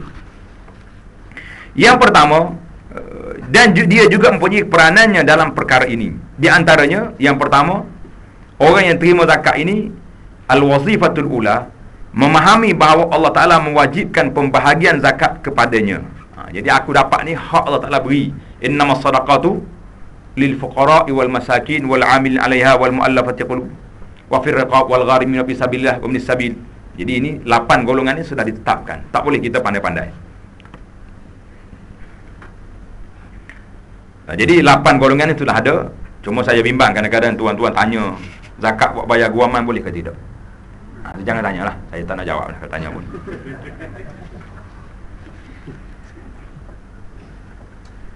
Jadi kita kena faham bahawa zakat ini hak Allah Ta'ala beri kepada kita untuk mencukupkan keperluannya dan seterusnya dapat menumpukan perhatiannya kepada satu tujuan saja, iaitulah mencari keredaan Allah. Kita terima dengan syukur pada nikmat. Yang kedua, berterima kasih kepada pemberi dan mendoakan kebaikan untuknya serta memujinya. Jadi kalau kita tak beri senyap-senyap, dia tak boleh nak doakan kita. Terima kasih itu hendaklah sekadar terima kasih. Sekadar terima kasih je, jangan lebih kasih pula, kerana menjadi sebab kepada pemberian tersebut. Sesiapa yang tidak berterima kasih kepada manusia, seolah-olah dia tidak bersyukur kepada Allah, sebagaimana yang telah disebutkan dalam hadis. Hadis kata apa? Man lam yashkurin nas lam yashkurillah. Hadis ini telah diriwayat oleh Imam Abu Daud, At-Tirmizi, Imam Ahmad dengan sanadnya yang sahih. Man la yashkurin nas la yashkurillah. Jadi kita setakat sekadar itulah, terima kasih kalau awak beri pada saya, tapi ini hak saya. Begitu. Tanda kesyukuran yang sempurna ialah tidak memandang hina kepada pemberian yang sedikit. Walaupun sedikit, zakat saya tak banyak, RM50 je, ambil. Alhamdulillah, RM50 sikit. Tidak mencelanya serta berusaha menutup kecacatan yang ada padanya. Jadi jangan duduk buat benda-benda yang bercanggah dengan adab. Sebagaimana pemberi hendaklah memandang kecil akan pemberiannya. Tadi kita sebutkan 3 adab tadi, pandang kecil. Penerima pula hendaklah memandang besar terhadapnya. Orang ni bagi rezeki pada aku ni. Semua itu tidak berlawanan dengan konsep bahawa nikmat itu adalah daripada Allah. Sesiapa yang tidak melihat si pemberi itu hanyalah sebagai pengantara atau orang tengah, dia sebenarnya jahil. Pusat zakat ke, orang yang beri zakat ke, ini pengantara saja. Haknya hak fakir miskin, bukan hak kita.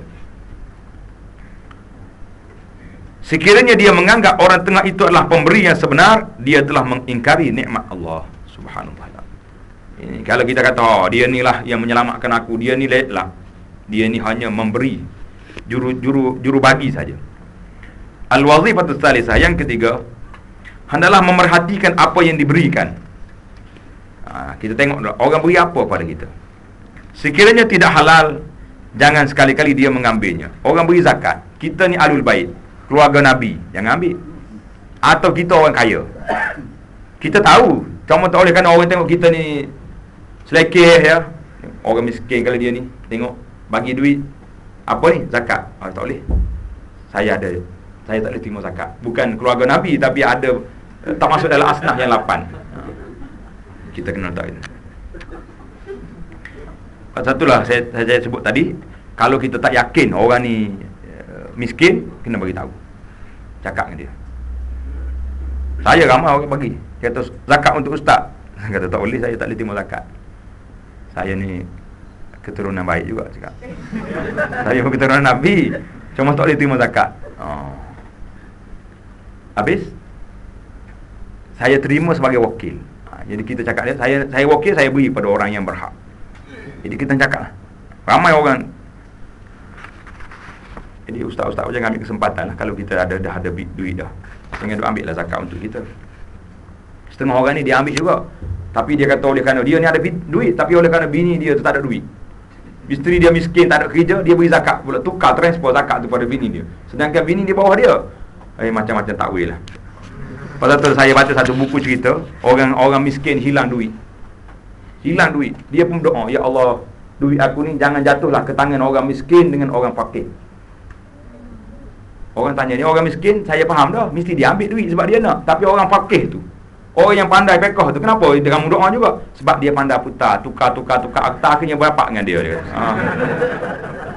Cerita dalam kitab saya baca, kata kadang-kadang kena juga dengan kita macam ni. Cari kau ni, ada pandangan ulama ni. Kan cerita ikan besar kan ada kan. Bila orang pergi tanya untuk guru tu ikan besar, tok guru kata, mana boleh makan ikan besar ni? Ikan makan orang ni, mana boleh makan dia? Ikan jos ke apa? You. Oh Allah, dia kata silap tuan guru. Saya duk fikir tadi, terlupa nak cakap tadi. Saya duk fikir, kalau halal nak bagi dua dengan ustaz. Nanti kejap, tengok kita lain kot. Ada lagi pandangan dia. Tengok kita lain pula dia. Kita ada pandangan kaul yang kedua. Jadi bolehlah kita bagi dua. Masalah. Ya, tengok dia ni. Sekiranya tidak halal, mana tidak, sama ada barang itu sendiri barang yang tak halal, ataupun kita tidak halal menerima zakat. Jangan sekali-kali dia mengambilnya. Ini kerana mengeluarkan harta milik orang lain bukanlah zakat. Sekiranya harta tersebut adalah harta syubhah, diragukan. Benda ni benda ragu ni. Saham-saham yang kita beli yang tak patut syariah. Ada yang kata harus, tapi ada yang kata haram. Tuan-tuan cari sendirilah. Ada ulama kata haram, ada fatwa kata harus. Jadi ini syubhah jadi. Takkanlah yang kata haram tu berani menentang arus yang begitu hebat. Maka oleh kerana dia syubhah, maka berhati-hati kita. Faman ittaqa syubhah faqad istabra li dinihi wa irdihi. Siapa dia bebaskan diri daripada syubhat, dia telah menyelamatkan agamanya, menyelamatkan kehormatan diri. Dia adalah bersifat wara', iaitu tidak mengambilnya kecuali dia dalam keadaan kesempitan dan amat memerlukan. Sesiapa yang mengeluarkan zakat dalam keadaan kebanyakan hartanya daripada hasil yang haram, sedangkan penerima tidak mengetahui siapakah pemilik harta yang diberikan kepadanya itu, hukumnya ialah dia dikehendaki bersedekah dengannya. Jadi kalau kita terima, kita tak tahu, kita sedekah balik duit. Walau bagaimanapun harus bagi si fakir tersebut mengambilnya sekadar keperluan jika dia dalam keadaan kesempitan dan sukar mencari harta yang benar-benar bersih. Hari ni jangan duduk cek banyaklah. Kita tengok orang ni baik dah keluar zakat, kita tak tengok. Jangan duduk cek pula, Datuk saya nak tengok senarai zakat ni, daripada mana dapat. Jawab dia, awak balik je lah. Jadi dalam keadaan hari ni agak sukar untuk kita. Pasti jangan kita duduk attack banyak. Yang keempat, mengambil sekadar yang diperlukan dari sesuatu yang syubhah. Jadi kalau benda itu kesamaran, ambil setakat perlu. Dia hendaklah mengambil pada kadar yang harus kepadanya dan tidak lebih daripada keperluannya. Sekiranya dia seorang yang berhutang, al-gharimin dipanggil dalam Quran tu, dia hendaklah mengambilnya sekadar jumlah hutangnya. Dia ada hutang 10,000, ambil 10,000 pergi bayar. Sekiranya dia seorang mujahid yang berperang, dia hendaklah mengambil sekadar yang diperlukan ketika berperang.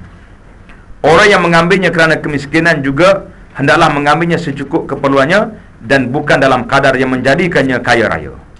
Sampai berkat dia pula keluar zakat dengan orang lain pula. Semuanya itu bergantung kepada ijtihadnya sendiri. Sifat wara' ialah meninggalkan segala yang meragukan. Jadi sifat wara', benda-benda yang ragu, tinggalkan. Sebab dalam kaedah fiqh kata, da' ma yaribuka illa ma la yarib. Tinggalkan benda yang kita ragu kepada benda yang kita tak ragu. Para ulama' berselisih pendapat dalam menentukan kadar kekayaan yang boleh menghilangkan kelayakan seorang penerima zakat. Tengok ni. Ini bagus ni, satu skema yang kita boleh kira orang ni tak layak lagi terima zakat. Siapa? Pendapat yang sahih ialah apabila dia memiliki harta yang mencukupi secara berterusan, sama ada daripada perniagaan, perkilangan, sewa hartanah atau lain-lain. Jadi dia ada harta cukup dah, tapi tak banyak, cukup dah. Sekiranya dia memiliki harta yang hanya cukup untuk sebahagian keperluannya, dia ada gaji, ada 1,000 sebulan gaji, jaga ke apa-apa benda kerja. Keperluan hidup dia, anak ada 10.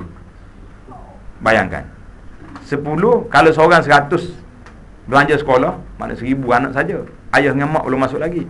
Jadi orang ni walaupun ada gaji, dia berhak lagi menerima zakat untuk mencukupkan keperluannya. Mana dia tak cukup lagi 1000 lagi, boleh kita beri kepada dia. Itu dia panggil keperluan belum cukup. Kadar yang diambil itu adalah mencukupi untuk keperluan setahun saja. Maknanya dia setahun dia perlu 12,000, kita boleh beri setakat 12,000. Tidak lebih daripada itu. Jangan buat harta pusaka pula. Bagilah zakat untuk saya simpan melabur sampai 10 tahun. Tak boleh. Zakat ni dia kena rotib, kena pusing habis dalam masa setahun. Tak boleh simpan. Kerana itulah menjadi satu kesilapan. Bila kita ambil zakat, kita dah kumpul sampai ratus juta dalam akaun zakat. Mana pergi? Orang miskin ramai, tak sampai kepada sasaran.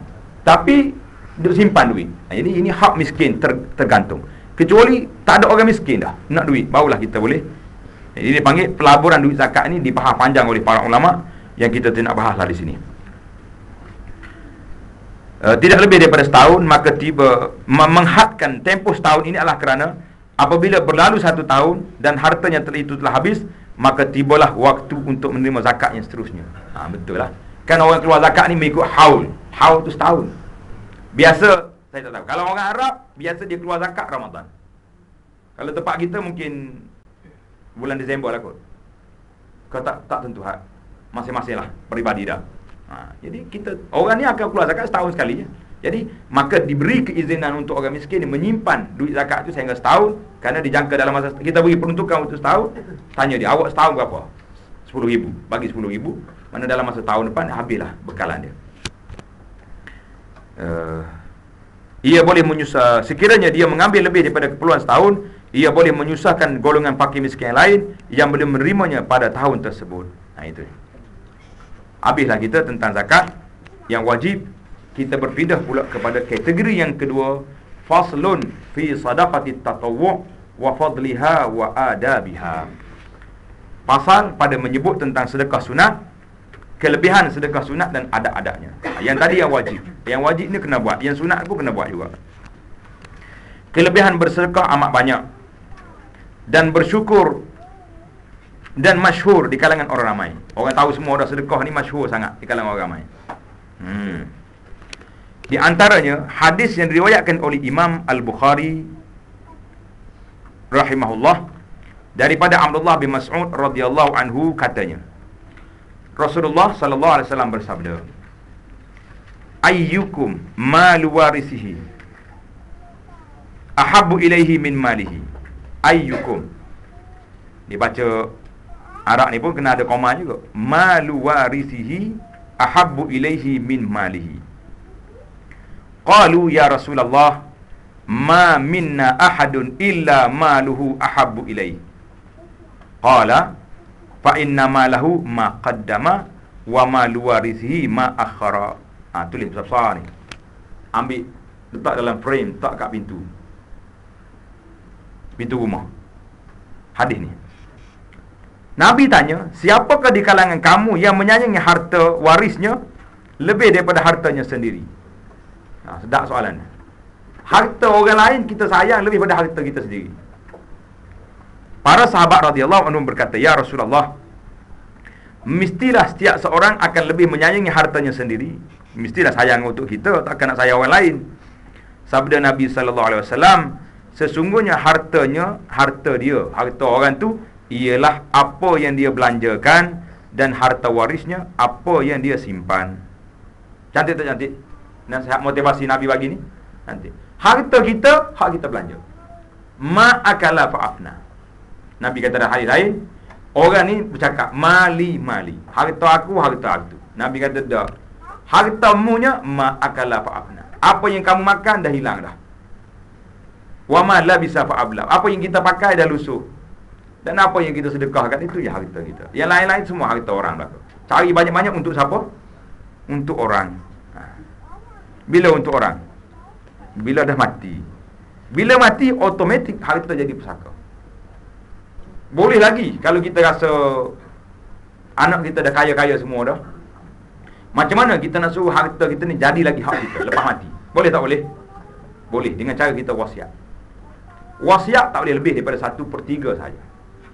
Kita ada harta 3 juta, Anak-anak dah kaya semua dah, kita bagi semua dah, kita ada lagi 3 juta simpanan. Kita tulis wasiat cantik-cantik, aku berwasiat 1 juta daripada harta, 1/3 daripada harta aku ini untuk masjid, untuk rumah anak yatim, untuk itu, untuk ini, boleh kita buat. Itu jadi harta kita lagi. Masih ada peluang lah untuk kita ambil balik harta. Dalam As-Sahihaini, tengok dalam kitab Arab ni kalau sebut Sahihaini itu maknanya dalam Bukhari dan Muslim. Meriwayatkan daripada Abu Hurairah radhiyallahu anhu bahawa Rasulullah sallallahu alaihi wasallam bersabda, "Man tasaddaqa bi'adli tamratin min kasbin tayyibin wa la yas'adu ila Allah illa at-tayyib." Allahu akbar. Fa inna Allah yaqbaluha bi yaminihi thumma yurabbiha bi sahibiha kama yurabbi ahadukum faluwahu hatta takuna mislal jabal.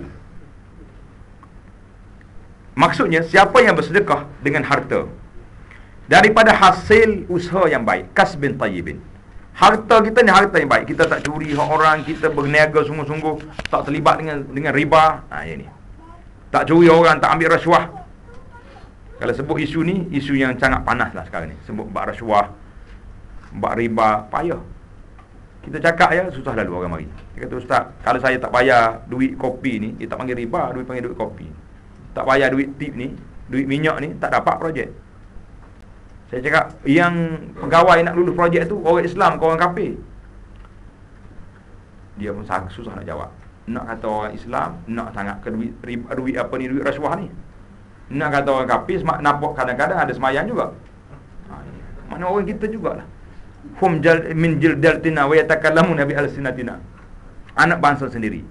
Saya inilah di antara perkara yang saya trauma bila balik ke Malaysia ni. Punya macam duduk jauh. Saya balik Malaysia, yang saya tak sangka, anak bangsaku lemah lembut orangnya. Orang Arab tulis satu tesis, kawan saya Arab tulis tesis, kelemah lembutan orang Melayu. Sampai dia gila-gila nak kahwin orang Melayu. Dia cakap, tak payah, mu kecewa nanti. Sebab kerana kelembutan tu. Balik-balik sini tengok indeks rasuah, masya-Allah. Itulah saya betul-betul saya cakap, saya sangat-sangat terkesan dan kecewa dengan bangsa kita dalam isu rasuah. Sampai hari ini pun tak habis-habis lagi. Na'udzubillah lah. Daripada kemurkaan Allah Ta'ala turun ke atas bala, ke atas negara kita ni. Teruk rasuah. Bangunan boleh runtuh. Bangunan runtuh, stadium tak apa lagi. Masjid pun rasuah juga. Saya tengok apa masjid ni. Cantiklah masjid, baru rasmi saya tengok. Saya tanya imam, kata Pak Imam, masjid ni orang buat dengan kaki ke dengan tangan? Dia kata, kenapa Ustaz? Berkeriput dia punya dinding, macam buat dengan kaki. Dia cakap, nak macam mana dia kata, 4 kali tender, hilang duit. Subhanallah. Saya kata, tak kira apa, duit masjid ke, duit anak yatim ke, duit apa, lantak semua, yang penting dapat duit. Na'udzubillah. Teruk sungguhlah masyarakat kita dalam masalah ini. Apa sebut tadi? Mana hadis kita tadi? Siapa yang bersedekah dengan harta hasil yang baik, naknya hasil yang baik ni, kasbun tayyib, hasil yang baik, Allah akan menerimanya yang baik-baik. Tuhan tak terima yang tak baik, Tuhan terima yang baik. Jadi kalau kita nak sedekah, kita berilah yang baik. Walaupun sekadar nilai sebiji tamar, ka'adli tamrati, maknanya orang tak beli sebiji tamar dah. Kecuali tamar ajwah yang RM200 sekilo tu bolehlah sebiji.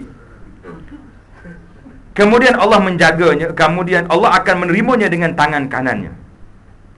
Kemudian Allah akan menjaganya untuk tuannya sehingga ia membesar seumpama gunung, sebagaimana seorang kamu menjaga dan melihara anak kuda sehingga membesar. Subhanallah. Sebiji tamar RM5 lah kita kata. RM2 kita sedekah, tapi daripada harta yang halal, pada waktu itu Allah Ta'ala akan menerimanya dan murabbi, memeliharanya sehingga besar seperti bukit.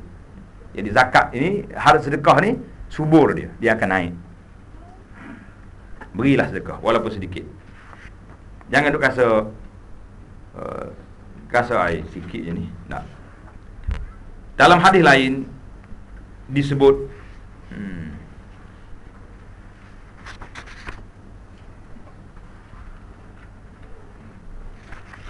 inna sadaqata la tudfi'u ghadabar rabbi wa tadfa'u an maitati su. Tengok hadis yang kita ni. Inna sadaqata, sesungguhnya sedekah memadamkan kemurkaan Tuhan dan memeliharakan diri dari kesudahan yang buruk, su'ul khatimah,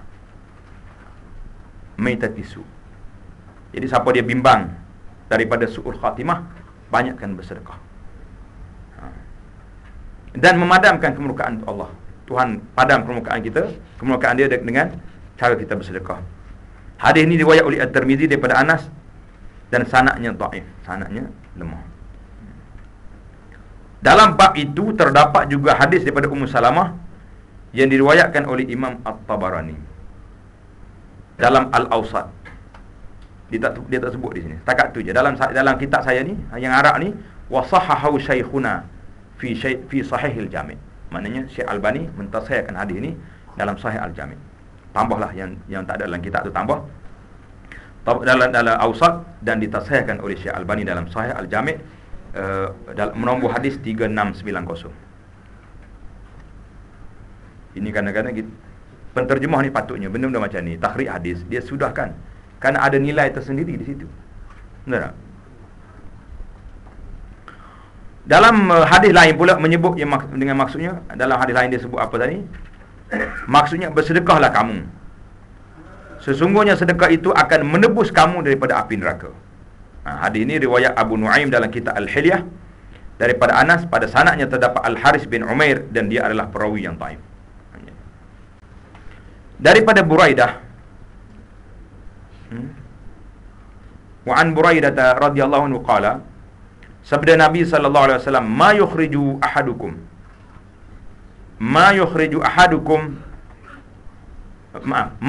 ahadun syai'an min as-sadaqati hatta yafukka anha lahya 70 syaitanan. Berat cerita ni. Apabila seorang dari kamu mengeluarkan sesuatu daripada sedekah, kita keluar duit, kita bagi derma, tulang rahang 70 ekor syaitan akan terpisah dan tercabut keluar. Siapa dia nak suruh syaitan tercabut gigi dia, bagi sedekah. Tu dia. Maksudnya, tengok ni, hadis ni kata apa? Dengan mengeluarkan sedekah, ia boleh menyeksa dan menyakitkan 70 ekor syaitan yang sentiasa berusaha menggoda seorang itu agar tidak bersedekah. Lihat dalam At-Targhib wa Tarhib, dalam kitab kita ni tersebut. Hadis ini diriwayat oleh Imam Ahmad, Al-Hakim, Ibn Khuzaimah wal Bazzar At-Tabarani dalam Targhib, wa sanaduhu sahih. Sanadnya sahih sebagai dalam kitab Silsilah As-Sahihah. Tambah sendirilah. Nombor dia 1268. Daripada riwayat, ini cerita. Cerita ni tak apalah, kalau kita nak dengar, tak nak dengar pun cerita. Diriwayatkan daripada seorang rahib telah beribadat selama 60 tahun di biara mana di gereja dia. Suatu hari dia turun dengan berbekalkan sekeping roti. Di pertengahan jalan datang seorang perempuan menggodanya, dan akhirnya dia berzina dengan perempuan tersebut. Sejurus selepas itu dia meninggal dunia. La ilaha illallah. Inna lillahi wa inna ilaihi. Maknanya sempat lagi dia buat benda jahat. Sebelum mati, dia sempat memberikan rotinya itu kepada seorang peminta sedekah yang datang meminta darinya. Tengah sakit nak mati, lepas zina ni orang minta sedekah, bagi roti. Ketika hari perhitungan, pahala amalnya selama 60 tahun itu diletakkan di sebelah timbangan, dan kejahatannya diletakkan di sebelahnya lain. Ternyata bahawa timbangan kejahatannya lebih berat. Kemudian diletakkan pahala sedekah sekeping roti tadi bersama dengan amalan baiknya. Lantas timbangan amalan kebaikannya menjadi lebih berat daripada timbangan kejahatannya. Jadi cerita ni, ada kitab lain yang takkid, dia kata cerita ni sangatlah lemahlah cerita. Wallahu alam. Rezeki Allah Rahmat Ta'ala tu luas. Cuma kadang-kadang cerita-cerita macam ni kita bacalah, tak payahlah kita buat ceramah-ceramah. Bawa ceramah dengan hadis yang sahih dah banyak dah kan? Banyak dah. Satu cerita dalam kitab Al-Kabair, dosa besar yang disebut kepada Imam Zahabi tu, banyak cerita-cerita yang pelik-pelik. Satu lagi naskah yang baru yang disebut kepada Imam Zahabi, yang dibaca di zaman dia sendiri, tak ada cerita. Jadi itu yang ada masalah kita ini. Kadang-kadang kita tak dapat meneliti mana betul naskah yang betul daripada menulis tu. Imam Zahabi ni seorang ulama. Baiklah, kita pergi pada hadis yang sahih. Dalam riwayat Imam Muslim rahimahullah, Abu Hurairah radhiyallahu anhu meriwayatkan bahawa Nabi sallallahu alaihi wasallam bersabda. Kata Nabi sallallahu alaihi wasallam, "Ma naqasat sadaqatun min mal." Sedekah itu tidak akan mengurangkan harta. Macam mana tak kurang? Sedangkan kita dah bagi duit kita 10,000. Kurang tak kurang duit? Kurang dalam kira-kira, dalam akaun, tapi bertambah dalam kira-kira. Itu hebat dia tu. Nabi kata tak kurang harta bila bersedekah. Sebab harta ni tersimpan dalam akaun kita, akaun akhirat lah, bukan akaun bank dunia ni. Sayyidah Aisyah radhiyallahu anha meriwayatkan bahawa para sahabat telah menyembelih seekor kambing. Ni cerita sedap. Jadi Nabi sallallahu alaihi wasallam bersabda, "Ma baqiya minha." Nabi tanyalah, apa yang tinggal lagi? Tinggal apa lagi ya Aisyah? Qalat, "Ma baqiya minha illa katifuha." Aisyah kata, "Ya Rasulullah, tidak ada lagi yang tinggal melainkan sebahagian baunya saja. Bau kambingnya tinggal, yang lain habisnya makan kat orang." Qala, "Baqiya kulluha ghaira katifiha." Tengok, belajar bahasa Arab ni seronok lah. Tak? Kena masuk kelas bahasa Arab ni, daftar dengan Ustaz Yunus. Tengok dia dekat-dekat dia kata, "Illa katifuha." Qala, "Baqiya kulluha ghaira katifiha." Tengok, bila lepas ghaira kena baca bawah, ghaira katifiha. Aisyah kata, "Ya Rasulullah," Nabi kata, "sebenarnya semuanya masih ada lagi kecuali yang tinggalnya bahu." Terbalik tak terbalik? Aisyah kata yang tinggalnya bahu je, hak lain habis orang makan. Nabi kata tak, hak tinggalnya bahu je, hak lain tu semua dah ada. Ada mana? Dah ada dalam akaun akhirat. Hak ni belum makan lagi, tak tahu siapa yang nak bagi sedekah kat siapa. Boleh jadi kita makan sendiri kan. Jadi hadis nombor 2 riwayat Imam At-Tirmizi dengan sanad yang hasan. Baiklah. Adapun adab-adab sedekah pula adalah sama dengan adab-adab yang telah disebutkan dahulu dalam masalah zakat. Jadi dia tak nak hurai baliklah. Adab sedekah ni tengok balik dalam adab zakat yang kita dah bincang tadi. Jadi ini cara ulama zaman dulu, dia guna apa ni? Guna reference jugalah, guna rujuk ke belakang. Tak payah ulang balik. Para ulama berselisih pendapat manakah yang lebih afdal kepada golongan fakir miskin. Kita ni sambil-sambil cari hikmah pun dia faham banyak juga. Mana yang lebih afdal untuk fakir miskin?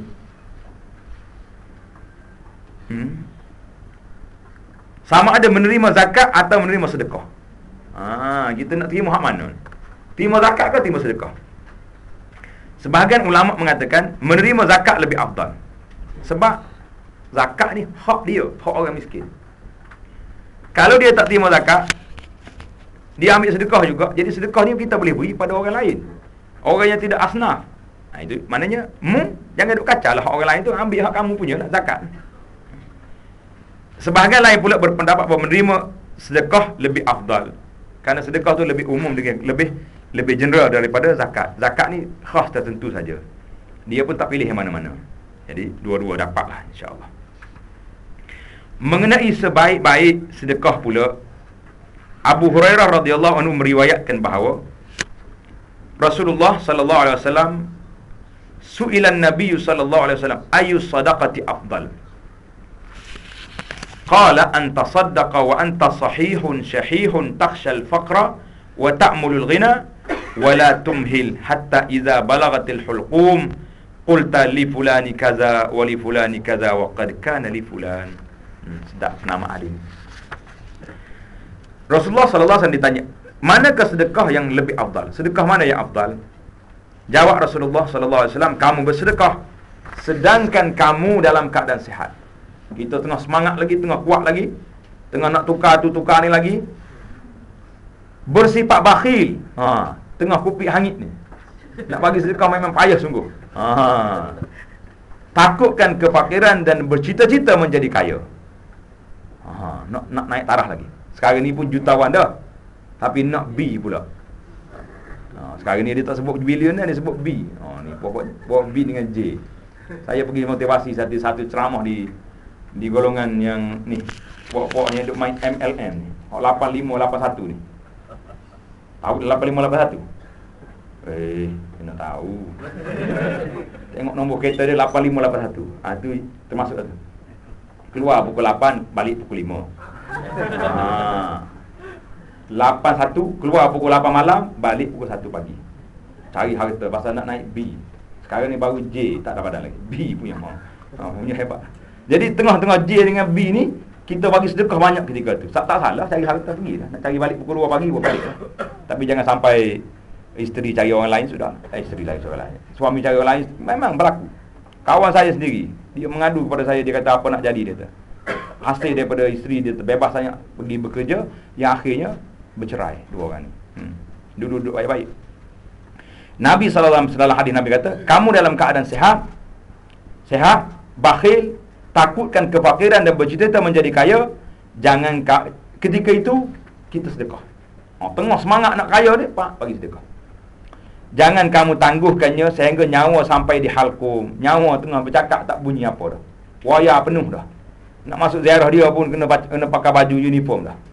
Duduk kat mana tu? ICU dengan CCU. Dua tu lah mazhab dia, CU belakang. Jadi pergi tengok. Sampai kat situ, kamu pun kata, ini harta untuk fulan sebanyak ni, ini untuk fulan sekian banyak. Nabi kata, sedangkan semuanya itu hak fulan. Tak selalu cakap apalah. Mak nyawa di sini tak terima lagi. Wasiat dia tidak diterima. Karena pada waktu itu bukan lagi dia berwasiat, dia sudah habis gas dah, orang panggil. Tak ada nak buat apa dah, baru nak bagi. Jadi, memandangkan isu harta ni satu isu yang besar, Muslimi dan Muslimat sekalian, tajuk kita pun panjang, jadi kita tengok ulaskan di sini. Suka juga saya beri peringatanlah kepada orang-orang ahli-ahli yang mempunyai harta yang banyak, supaya berlaku adil juga dalam pembahagian kepada anak-anak. Ini tidak ni, bila nak bagi duit, nak bagi harta kepada anak kita ni, kita pilih yang kita sayang. Yang sayang bagi syarikat tu, bagi sana saham sana, bagi harta sini. Yang tak sayang, tak bagi. Sebab apa tak sayang? Anak ni jarang balik. Anak duduk di England, balik jangan-jangan sekali ya. Betul dah. Yang duduk kat rumah ni lah, yang duduk bodek dia hari-hari ni, nak pergi mana pun bawa belaka. Kita kena ingat, harta ini adalah waqad kana li fulan. Allah Taala telah bagi dah pusaka siap dah. Yastaftunaka. Dalam hadis pusaka, dalam ayat pusaka, Tuhan sebut dalam Quran, yastaftuna. Orang minta apa ni? Minta dengan kamu. Allah Taala kata apa? Qulillahu yuftikum. Allah Ta'ala sendiri yang bagi fatwa tentang harta pusaka. Dia tak bagi suruh Nabi bagi, tak suruh malaikat bagi, tak suruh siapa bagi. Yang baginya siapa? Allah bagi. Tiba-tiba kita nak ketepikan hukum pusaka dengan begitu saja. Lah, jangan sekali-kali. Jadi kita kena ingatlah, kita seimbangkan dalam kita ni. Berwaktu kita sihat ni lah kita bagi derma. Kalau kita rasa kita bimbang, nak apa nak bagi, nak suruh harta kita berterusan lagi, buatlah sedekah jariah. Apa yang mana sedekah jariah? Sedekah yang berterusan. Buat wakaf, binaan masjid, buat apa. Tapi masjid untuk ibadat. Jangan buat masjid pelancongan. Hari ni banyak orang bangga buat masjid, tapi masjid apa? Masjid pelancongan. Pelancong datang berbas-bas. Ya. Semalam saya mengajar di Masjid Negara, imam kata apa? Dia kata, Ustaz, Masjid Negara ni paling ramai pelancong, tapi di antara masjid yang sunyi waktu salat. Bukan tak ada orang, tak sepadan. Kalau mari 10 bah sekali solat pun hebat dah. Jadi menunjukkan dah tak apalah, dia nak melawat masjid, okey lah. Kita pun jangan marah dengan dia. Tapi ambil kesempatan lah bila orang melawat, kita bagi penerangan tentang agama, tentang Islam. Jadi kita buat masjid yang betul-betul berkeperluan. Ada setengah kampung ni masjid dia besar, nak tambah lagi sebab nak lawan dengan kampung sebelah tu. Kampung sebelah dia punya dom dia tu 10 warna, kita nak buat 20 warna. Sedangkan masjid dah besar. Saya pergi ziarah ceramah kat masjid. Imam kata, Ustaz, kita sedang dalam proses pembinaan masjid. Masjid kami ni kecil. Saya kata, besar masjid ni. Kecil, Ustaz. Dia kata, besar. Saya kata, mana bukti masjid ni besar? Masjid ni kecil. Barulah dia perasan. Kalau masjid kecil, orang penuh. Tapi kalau masjid besar, orang tak penuh. Betul tak? Cuba kita cari masjid kita hari ni, lain pada hari Jumaat. Masjid besar ke? Orang ramai. Masjid besar ke kecil? Jawabnya kecil sebab masjid besar, sebab orang tak ada. Inilah cerita dia. Tuan tu boleh dengar apa ni, sedekah ni banyak lagi kelebihan-kelebihan sedekah. Banyak buku-buku yang ditulis tentang keajaiban sedekah. Ajaibnya sedekah ni yang kita boleh belajar, yang kita boleh tengok banyak dalam buku-buku yang lain. Cuma dalam kitab kita ni dia panggil rahsia sedekah, rahsia zakat dan juga rahsia sedekah yang kita belajar. Jadi saya rasa setakat itu dulu. Kita sambung lagi dalam rahsia yang lain, iaitulah dalam bab yang keempat, dalam bab puasa. Kepuasa ni nak tunggu dekat puasa nanti. Baca lagu. puasa dengan haji ni kita kembarkan sekali insya-Allah. Jadi kita berpindah kepada soalan yang ada depan kita ni secara ringkas.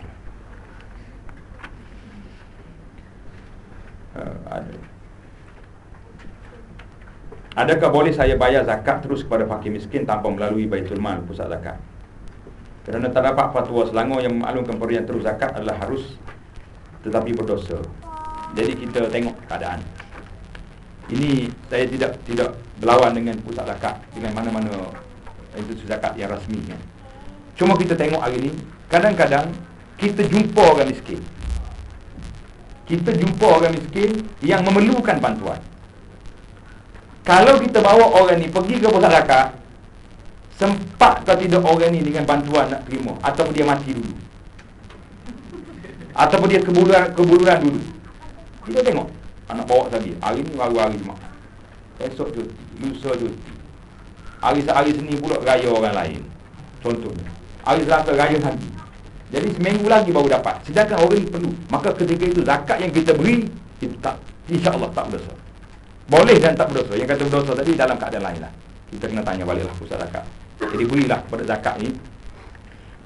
Sekiranya Baitul Mal Muslimin kosong kantungnya, telah dibagikan harta kepada orang-orang asnah yang berhak, pada waktu itu kalau kita tak beri, berdosalah kita. Sebab kerajaan perlu perdana yang besar. Tapi kalau kita tengok dalam akaun zakat yang beratus juta ada, yang banyak lagi benda-benda lain yang zakat kita tak bagi 2-3 ribu, taklah menjejaskan insya-Allah. Zakat pendapatan kena bayar zakat ke tidak? Kena. Zakat pendapatan, banyak mana zakat kita? Zakat pendapatan ni ada dua cara yang dibuat. Kalau kita gaji 5,000 sebulan, 5 kali 12 berapa ribu? 60,000. Pusat zakat nak 12,600. Berapa dah lebih tu? Lebih banyak lah. Jadi ini yang terbaik untuk fakir miskin. Kita kumpul semua zakat pendapatan kita. Maksud zakat gaji ni kan? Maksud pendapatan ni, pendapatan daripada perniagaan, gaji. Kita fokus kepada gaji. Jadi kalau kita gaji kita ada 60,000, 600,000 sebulan setahun, kita kira semua 600,000 atau 60,000 tadi berapa? 2.5 tadi berapa? 1/40. Kita keluarkan semua sedekah pada fakir miskin. Itu yang terbaik untuk miskin. Tapi para ulama kata yang terbaik untuk pengeluar zakatnya, kita tak keluar semua, tapi kita kali dulu. Kita ada gaji 5,000 sebulan, betul. Keperluan hidup yang asas, rumah kita, air api kita, kereta kita, makan minum kita, keperluan asas kita, tolak-tolak lebih kurang dalam 3,000. Tak masuk lagi pergi Bandung Indonesia, itu cerita lain. Itu luar tu, negara asas tu. Kalau kira semua, memang tak ada orang keluar zakat atas dunia ni. Berjalan sana sini tak? Macam orang nak lari account tax tu, beli tanah beli sini tak? Ni zakat jangan buat macam tu. Kita dengan Tuhan tahu. Jadi kita keluar selepas kita tolak semua perbelanjaan 3,000 sebulan, berapa lagi tinggal daripada 60,000 tadi? Tinggal lagi 24,000. Kita bayar 24,000 tu saja. Jadi saya ingat ini lebih adil kepada pengeluar dan adil juga kepada itu. Tapi ada jugalah orang lain tak nak, dia kata. Kita kumpul semua sekali, hujung tahun nanti kalau ada lebih baru kita bagi. Kalau tak ada lebih, Assalamualaikum. Memang tak ada lebih punya. Kalau setakat 5,000 duduk di Malaysia hari ni, kan? Jadi itulah saya rasa yang terbaiknya kita ambil kena duit masuk pendapatan yang kita boleh seluruhnya, dan kita tolak belanja wajib. Belanja wajib dia cara yang adil lah, cara yang baik. Tidak terlalu boros dan tidak juga terlalu bakhil. Jadi kita letak 3,000. Orang gaji 5,000 biasanya habislah 3,000 sebulan. Kalau orang gaji 20,000, dia akan habiskan 15,000 sebulan. Jadi ada lagi 5,000 untuk dibagi-bagikan. 5 kali 12 dapat berapa lagi? 60,000 balik. Jadi 60,000 itulah keluar zakat. Tak payah kenakan haul. Haul tak ada. Tak, memang dia akan mari haul punya. Sebabnya zakat tu kita kira atas tahun. Itulah yang dibahas hari ni. Orang yang mengkritik cara pengiraan ini, dia kata tidak ada haul. Kata haul sudah ada. Sebab kita tidak bayar sekarang. Kita bayar yang tahun. Daripada Januari 2012 sampai Januari 2020. Sampai Disember 2012. Kemudian untuk tahun depan lain pula kira. Itu dia panggil haulnya di situ. Memang confirm punya. Orang yang bergaji tetap, confirm tak confirm duit dia? Confirm dah masuk. Jadi kalau kita abaikan yang ni terus, maknanya orang yang bergaji tetap ini walaupun banyak gajinya tak kena zakat. Tapi orang yang gaji kecil yang menyimpan betul-betul, orang ni yang kena zakat. Itulah di antara pandangan ulama semasa yang mengambil kira tentang zakat pendapatan. Wallahu a'lam. Bolehkah memberi zakat kepada seorang untuk belajar di bawah asnaf fisabilillah? Walaupun pelajar itu tidak miskin tapi tidak cukup wang untuk belajar. Jadi kalau keluarga dia ni ramai lagi adik-adik lain, insya-Allah tidak jadi masalah kita beri zakat kepada mereka, kerana mereka nak belajar dan dia juga akan menjadi mujahid di hadapan hari nanti. Fisabilillah ni termasuk dalam orang belajar. Bolehkah kita menahan seorang membayar zakat kepada orang yang tak solat, tidak puasa? Kita tak beri zakat kepada dia. Ke maksud dia mana? Kita tak beri zakat kepada orang yang tak solat. Tak sepatutnya kita beri zakat kalau dia tak solat. Kecuali yang ulama bahasnya, kalaulah duit zakat ni banyak, orang miskin tidak ada, dan orang ini dijangka, kalau kita buat baik pada dia, dalam masa sebulan dua kita beri zakat, kita boleh tarik dia kembali ke jalan fitrah, balik semula jadi masuk Islam ke, balik semula mari ke masjid. Saya nak bagi awak zakat, tapi awak kena ikut saya seminggu, pergi dengar ceramah. Boleh tak boleh? Malam ikut, pagi ikut, makan tanggung, driver ada, dia pun ikut kita. Boleh bagi. Tapi kalau kita beri zakat lepas je kita beri, sudah duduk habis dah. Dah tak semayang, pergi berjudi pula. Orang ni bukan orang yang mu'allaf. Mu'allaf Melayu ni lebih payah daripada mu'allaf yang asli. Kerana mu'allaf ni, yang ala asli kita tahu dia nak jinak kepada Islam, tapi yang ni macam mana nak buat ni? Dia boleh semayang juga depan kita. Wang EPF terkumpul dari tahun 1988 tak pernah zakat waktu kerja. Tahun 2009 saya dan tak bekerja, jumlah dah sampai 100,000. Alhamdulillah banyak. Tapi dah keluarkan untuk beli rumah baiki 1,000. Apa pandangan Ustaz? Jadi di sini para ulama mengatakan, apabila kita keluarkan duit EPF tu, pada waktu itulah yang kita kira. Tak kira yang 20 tahun apa tahun. Waktu hari keluar, yaumul hasadihi itu ambil pada waktu itu. Jadi kalau nak tunggu dia beli semua barang, habis dah duit. Itu dipanggil duit KWSP ni. Telah diputuskan oleh fatwa bahawa kita keluar bila kita terima duit baru kita bayar. Itulah. Kalau tidak, nak tunggu haus tahu lagi, pergi cari pula KWSP, terbalik pula, WSPK pula. Habis duit semua pergi dah. Beli tu beli ni, sebab dia belum bencin, dia rancang cukup banyak dah. Habis pergi duit dia. Nak beli rumah, beli kereta, pergi umrah, pergi haji, pergi England, pergi mana sudah, semua duit tu belakang nak. Bolehkah kita beri zakat pada seorang yang kita tahu dia susah tapi kehidupannya tidak menurut perintah Allah? Seperti solat, yang tadilah. Tidak solat dan tidak jaga aurat, boleh kita beri dengan syarat kita pegang dia. Biasa orang ni, sebagaimana kata pepatah Arab, istabid ahsin ila nas tastabid qulubahum. Buat baik pada orang, kamu akan menawan hati dia. Nak tawan hati orang ni bukan kita pergi marahkan dia, buat baik dengan dia. Buat baik, insya-Allah mudah-mudahan dia akan tolong. Apa ni? Yang mana satu ni misalnya? Yang lain tu Mas Lee dah faham dah? Apa dia kata? Kita membuat pembiayaan bank secara Islam, dan sebahagiannya adalah untuk menjelaskan hutang wang atau hutang dengan bank yang kita ada. Dan sebahagian daripada wang yang kita pinjam daripada bank Islam tadi, selepas kita dah jelaskan hutang yang ada sebelum ni, kita gunakan pula untuk melabur. Dan daripada hasil pelaburan tu kita mendapat hasil dan keuntungan, dan daripada hasil keuntungan tu kita gunakan untuk bayar hutang yang dengan bank yang baru kita buat tadi. Adakah jumlah pinjaman itu wajib zakat? Lebih-lebih lagi, duit itu ada baki buat melabur untuk dapat untung supaya boleh menjelaskan hutang kita yang baru dengan bank tadi. Beginilah, saya jawab cara umum lah. Tak kira dia bank mana berapa kali bank tu kita tak pakai. Dia begini, hari ini ramai di kalangan masyarakat dia salah faham tentang zakat. Kalau orang ni ada hutang, bermakna dia tak ada zakat. Ada tak orang faham macam ni? Kalau tak ada, tak nak cakap. Ada. Jadi dia kata, saya ni berhutang, macam mana saya nak bayar zakat? Kita kena ingat, hutang yang kamu berhutang tu hutang bertangguh, 20 tahun, 15 tahun. Tapi zakat bersifat sekarang, semasa. Oleh kerana hutang tu untuk 20 tahun lagi, dan sudah cukup nisab dia, pada duit yang ada di tangan kita sudah cukup 12,000, berapa 600 tadi, sudah cukup 20,000 tadi, maka kita abaikan yang 20 tahun tu. Kita kira yang ada di tangan kita sekarang dan boleh kita bayar untuk bulan ni. Kalau aku bayar zakat ni lebih lagi, macam contohnya kita bayar 1,000 sebulan hutang, jadi 1,000 tu tolak, dan kita masih lagi menyimpan duit yang lebih, pada waktu itu kita kena bayar zakat. Tak bolehlah kita berfalsafah orang ada orang ada hutang tak ada zakat.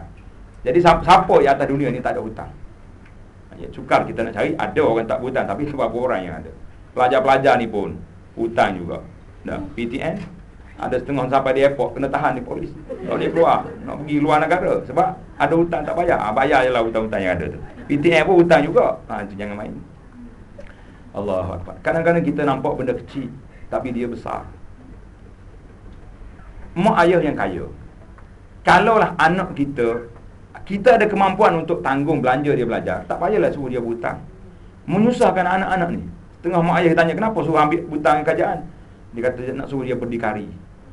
Berdikari lah. Tapi lepas dia mengaji nanti hutang tu dah naik. Dulu 3%, apabila dibantah kata terlibat dengan riba, turun 1% hari ni. Jadi masih ada lagi benda-benda gangguan-gangguan dalam hidup anak kita. Masih ada lagi. Jadi saya syorkanlah orang-orang yang ada kemampuan duit, tak payahlah suruh anak kita berhutang. Bagilah belanja yang kita mampu untuk kita bayar. Jadi tak payah, tak usah suruh berdikari dalam bab tu lah. Dalam bab lain banyak lagi berdikari. Adakah seorang belajar itu menerima hak zakat atau tidak walaupun keluarganya mampu dan senang? Jadi kalau saya dah kata, jadi kalau keluarga tu mampu, tak payahlah dia ambil duit zakat. Ambillah duit daripada keluarga dia sendiri. Bolehkah duit zakat diberi kepada golongan peniaga sebagai modal perniagaan? Kalau dia ni orang miskin, dia jual ikan je, memang tak ada zakat punya. Jadi kalau kita beri duit zakat, dia boleh beli motosikal yang lebih baik. Dia boleh beli mesin untuk mesin air tebu tepi jalan tu, daripada duk pusing gini dah berpeluh sehari sampai gelap, tak apa. Kita boleh beri. Kerana zakat ni bukan semestinya kita nak paksa orang, kita nak tahan orang ni jangan kaya seumur hidup dah. Kita boleh beri duit zakat sebagai modal yang boleh menaikkan taraf dia, nak mengeluarkan dia daripada kemiskinan. Hari ni kalau kita beri 100 sebulan, miskin seumur hidup dah jawab orang ni. Bila nak naik taraf, tak dapat-dapat juga. Cuma kita kena tengoklah kepakaran yang dia ada. Sekarang ini pembayar zakat akan dapat rebate apabila isytiharkan income tax. Apa mendapat ustaz dan hukumnya? Bila kita isytihar income tax dapat rebate. Macam mana? Isytihar zakat dekat income tax. Kita bayar zakat ke pusat zakat, dapat resit kan? Lepas tu pergi account tax, cantik lah. Semua bayar zakat berlaku. Orang Islam, alhamdulillah, satu akta yang kita terima kasih kepada kerajaan kerana mempertahankan. Orang Islam ada institusi zakat. Orang lain dah minta juga ni, nak juga zakat untuk pokok dia, tapi setakat ni belum dapat lagi kan? Jadi alhamdulillah kita bayar zakat yang boleh melepaskan account tax. Sebab tak ada dalam Islam ni 2 kali kena cukai, 2 kali kena taklif, tak ada. Bayar zakat lagi, bayar income tax lagi. Dah zakat dah bayar, pergi duit pergi pada kerajaan. Jadi income tax tu kalau boleh lepaskan. Memang kita bayar zakat pun, resit pejabat agama pun keluar atas nama zakat. Bagaimana cara hendak kira zakat emas? Jadi zakat emas dengan perak ni, yang kena zakatnya hanyalah emas dengan perak saja. Permata, dia punya diamond, dia punya apa benda tak masuk. Jadi nak kira besar mana kita punya gelangnya, batu je besar. Contohnya, pergi timbang dekat kedai emas, dia tahu. Dia boleh asingkan. Dia kata batu ni 2 kilo dia punya berat. Tapi dia punya emas dia tak ikut gram dia. Jadi pada waktu itu tak kena. Jadi kita nak kira tak masuk timbangan semua. Permata tak masuk, mahal mana pun tak kira. Yang dia kiranya emas, dia kira emas dengan perak itu ada. Jadi pergilah dekat kedai emas, dia tahu cara nak kira. Ada zakat tapi simpan dulu sampai jumpa orang yang boleh diberi zakat. Ingat, itu hak orang. Seolah-olah kita hari ini menyimpan hak orang. Kalau kita ada orang miskin di rumah kita tapi kita tak jumpa lagi, kita duk simpan. Jadi bahaya. Jadi orang itu bertanggungjawab, dia ni seolah-olah kita simpan hak orang. Itu je boleh kata cara ringkasnya, kamu simpan hak orang. Apakah hukum insuran kan? Insuran. Apakah insuran yang halal di Malaysia? Sudah, saya ni tak ada pena mana-mana. Jadi insuran konvensional, cara ringkaslah. telah diputuskan oleh Majma' Fiqh Fatwa Ulama Antarabangsa memutuskan bahawa insurans konvensional dan segala bentuk jenisnya adalah haram. Insurans yang terlibat dengan takaful. Takaful ni di antara takaful pun ada yang warak sikit, ada yang kurang warak. Boleh pilih sendirilah. Mana-mana. Saya tak ada ejen mana-mana takaful. Tapi sekurang-kurangnya yang takaful tu, kalau ada juga tak kena sikit sebanyak, memanglah nak cari bersih dalam dunia kapitalis hari ni agak sukar. Tapi usaha ke arah membersihkan harta umat Islam tu sudah ada. Jadi cari yang bernama takaful. Jangan cari yang insurans. Yang kalau insurans itu memang tak sembelih lah, tak sembelih. Yang takaful ni sembelih dah. Itu yang cara dia. Mana tak halal lah. Adakah duit zakat boleh terima, boleh digunakan buat modal bisnes? Tadi saya sebut boleh. Boleh, kita boleh. Pinjaman peribadi di bank Islam melepati hukum syarak. Ni kena bertanya panel syariah di bank. Kalau saya komen dia kata awak dekat luar tak tahu pun. Cumanya ginilah. Walau macam mana pun, usaha sahabat-sahabat kita di bank perbankan Islam adalah satu usaha yang baik. Dalam yang pergi ikut perkembangan di KFIT yang kita buat bulan lepas pun, salah satu pembentangan kita tajuk ni lah. Satu usaha yang murni, yang dia orang ni nak cuba betulkan mengikut landasan syariat. Jadi ada lagi, mungkin ada lagi tempat-tempat yang tidak kena. Tapi walaupun tak kena pun, usaha ke arah nak membaik pulih tu ada. Macam isu dalam bab bai'ul inah contoh. Bai'ul inah ni fiqh 3 mazhab tidak menerima, cuma sebahagian ulama Syafi'i yang mengatakan bai'ul inah tu boleh. Tapi kalau kita elakkan daripada menggunakannya, itu lebih selamat, lebih aula daripada kita mencarinya. Kerana Nabi kita sebut dalam hadis iza tabaya'tum bil inah. Mula-mula saya baca iklan di sebuah bank pembiayaan bai'ul inah, saya istighfar panjang. Saya terkejut dengan hadis Nabi. Nabi kata iza tabaya'tum bil inah. Apabila kamu berjual beli dengan inah, kamu diikut punggung kampung ke lembu ni, duduk buat kerja, tak pergi berjihad, sallallahu alaikum zullah, Allah Taala akan timpa ke atas kamu kehinaan. Jadi sahabat-sahabat kita di bank, ahli-ahli panel syariah, gunalah nama-nama yang tidak memberi satu image yang bercanggah dengan hadis Nabi. Kalau kita terima pakai bai'ul inah mengikut pandangan sebagai ulama, tapi janganlah guna nama yang Nabi sebut dalam hadis iza tabaya'tum bil inah. Jadi nama-nama syar'i ni jangan ditukar. Saya selalu sebutkan, kalau tukar nama syar'i ni, bertukar lalu jadi benda lain. Jadi kita guna nama sebagaimana yang dinamakan kepada dia. Cuma huraian dan pendekatan itu perlu kepada penjelasan yang panjang. Jadi tamatlah. Habis dah soalan kita, alhamdulillah. Jadi insya-Allah perbincangan kita yang seterusnya dalam bab yang keempat, rahsia puasa, rahsia peranan dan perkara yang berkaitan dengannya. InsyaAllah kita akan sambung dalam jalsah kita akan datang. Mungkin digabungkan puasa dengan haji sekaligus, insyaAllah. Subhanakallahumma bihamdika asyhadu an la ilaha illa anta astaghfiruka wa atubu ilaik. Wa sallallahu ala nabiyyina Muhammadin wa ala alihi wa sahbihi ajma'in. Walhamdulillahirabbil alamin.